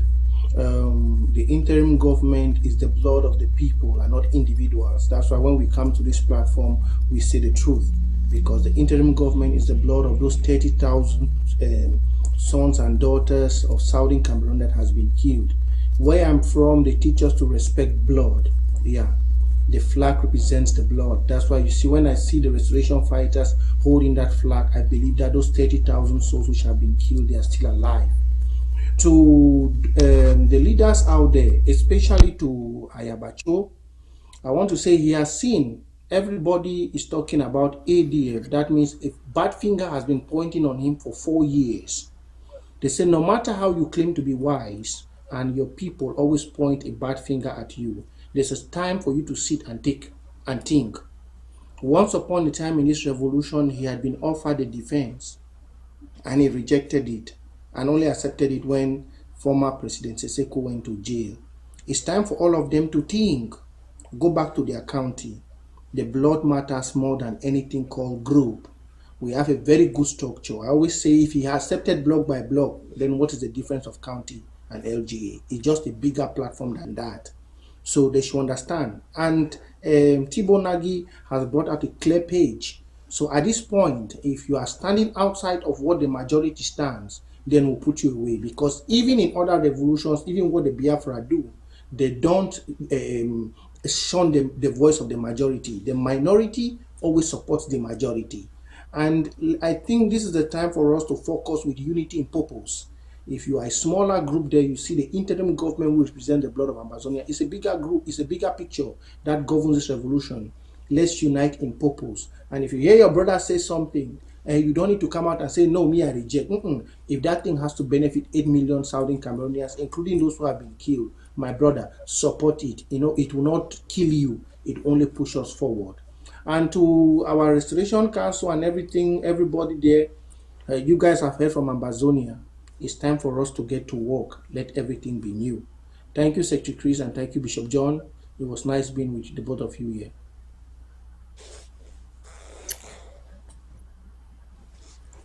Okay. Secretary Chris, thank you very much. Prinjeka, I want to thank you. It has been good being with you on TV today. But this is a message I have for the Ambazonia Restoration Forces. Please, stay away from politics. It takes discipline for a soldier to stay away from politics. You people should focus on the fight on ground zero. You have heard me, I've spoken with you on the background about what we need to do. Whether it is the president or not the president, let me tell you, when you start entering into politics, you will alienate the people that are supporting you. Ambazonians, whether they like the president or they don't like the president, one thing that is uniting all of us together is the Ambazonian Restoration Forces. That's why I continue to advise the Ambazonian Restoration Forces not to get into politics and not to allow diasporans to divide you. Please stay together and stay focused on the fight. We'll do what we can do, and the resources will come to you for you to continue to do what you are doing. And I want to send a special message to the ARF in Bali. Please, don't give an ultimatum like this. Instead, what you should do is try to talk to the local government. I want to appeal to Comrade Babila, and I want to appeal to the Ambazonia, the Bali local government, that please, you people should come together and see what you can do so that we can work together. We cannot be divided. There's strength in everything. Nobody should raise themselves, or nobody should. Look, when we have to unite, we have to give and take. We have to come to a point where it's okay, I'm willing to give up this, I'm willing to give up this, so that we can have this, and so that we can have the struggle go forward. And what I say, I also say this to Momo, that you people should give, don't allow the cabal to rule us. We should forget about the cabal. We come, we say, look, Momo, we are divided. Let's give and take, see what we can do to work together. But remember, there is nothing we can do in the expense of our interim constitution. Constitution comes first, and whatever we agree, we come to support that. And say this also, I say to Momo, do not allow whoever it is, even if it's an angel, to come and bring divisive tendencies in our local government and in our LGAs. They are dividing us. IG cannot be divided in itself and then can still stand. No, this, as we have allowed this to go on for so long, it is time to stop it by going back and say, no, we are not, we are destroying ourselves, and we unite and fix things and move forward. And now I want to talk to the Restoration Council, please. We are waiting on you. It's delaying. It is delaying. They said that if your hand stays too much in your behind, it will come out smelling because it's going to touch something it was not supposed to touch. Don't let this thing stay too much. Please come out with something that Ambazonia are waiting and is going to unite us. And to my interim government comrades, let me tell you, I serve the Ambazonia people. I came to this struggle by myself. I hear some people saying, making noise out there. Let me tell you, I don't live on the Ambazonia money. Some people saying that, oh, my trip to go. I want to really let everybody know that before I joined this struggle, I'm a military person. I'm a disabled veteran. I have a sustainable income from the military for the rest of my life. And that income can only increase. I have a business that I do. And I have partners who are working with from different countries and from the United States that I'm working with to support myself. I'm not living on Ambazonia money, and in fact, I'm doing a service to Ambazonia because of my network and resources. I'm able to facilitate things for Ambazonia, but I don't live on Ambazonia money. So anybody who is dreaming there and saying that because I take money from this to do this, as I heard somebody say that I took my trip to Boya money to buy my fertilizer, that is a very big mistake you're making. I was audited, and they saw the audit, and they saw everything that went on. So please, I'm very objective. I stand for the revolution. I stand for what is right. It doesn't matter what. I can be in the entire government. Some people have castigated me that why am I coming to ABS? It is my choice as a citizen to be able to express myself and to express it freely. And what is right is what I stand for. So it doesn't matter who. So I stand for the truth, and I stand for justice. And please let us fight and get to Boya, and let us forget all about the divisive attitude as a team. Thank you, Prince Jeka. Thank you, Bishop John, for being part of the show today. You guys have a great evening. I have a few minutes ago, I have one caller still waiting here. Let me take that caller and we'll call it a day. Hello. Hello, Chris. Good evening. Good evening, sir. Where are you calling from? I'm calling from Eindhoven, the Netherlands, Southern Holland. Yes, I first of all want to thank you for the effort you're putting in, and with the great panel of Prince Jekyll and Bishop John. But one thing, I want to talk for preaching, because I want to make my media for that, may they understand which way they go on. May they understand me. You could be okay? Yes, go on, sure. Yes. Some talk there where they talk say, I be picking from Victoria. Some talk there where they talk say, a rolling stone, not the gather any mud. And water, if water dirty for up, down water no will clean. I want to ask some questions. The time where they be sworn in Sako for become the interim president, it no will be aware of the fact say the presidential term na 2 years. So wait till wait to make it feel say it pass the constitution of the interim government. Number 2 question where I want to ask me say, it don't like say the Restoration Council the fear Sako. I don't know why they did dance to it tone. Why they never summon in such a way they even move itself for chair according to the constitution, because the constitution stipulates in 2 years where you get for this. crack their brains so they related they dismiss people left and right. We're not correct. And Secretary Chris, I want to thank you, number one. Say because you don't stand firm, you stand the Boma tree. Boma tree where you need to shake every hurricane kind need to come on. You stand, expose the whole thing, and you make it clear. Say it is so. Do you know what they do for interim government? It's wrong. And you stand, you expose the whole thing, and President and the rest, and everybody where I know, where I don't follow up. They don't talk the truth, and at me I there for the truth. I know they for dance for say I know some person. I know Sarkozy from Victoria. Native man. I know you very well. I know it seems like the pastor for Deeper Life for Victoria. I know he was the bank manager for Zion Bank, we thief 25 million Rongo Nigeria. Can you don't thief again for interim government? If I be there, I will give slap. All right. What I want to talk, thank you. Okay, thank you for the call, sir. God bless. Remain safe out there. I hope you guys stop this Afcon out there. Thank you. Okay, ladies and gentlemen, I hope I could take more calls for you because I see all of you are still hanging out there, especially in the social media, but I cannot. Now, I got this, just came in now. This just came in now. This is La République du Cameroun putting out a statement there. Naming some of us, yours truly included, as people who are about to go and destroy Afcon. Unfortunately, I don't read French. I don't understand French. I cannot read this. Somebody just forwarded this to me, and it says, they say the terrorists, including me, are coming into Cameroon under false identity to commit terrible things during Afcon. That is a statement coming from La République du Cameroun officials just a few minutes ago. Well, ladies and gentlemen, would like La République to know that intimidation doesn't work. If intimidation would work, it could have worked. It could have worked for the past 5 years. It didn't. It isn't going to work. Not today. Not tomorrow. Not until Ambazonia gets its independence. I want to thank you for tuning in, and please remember, get to our website, support ABS.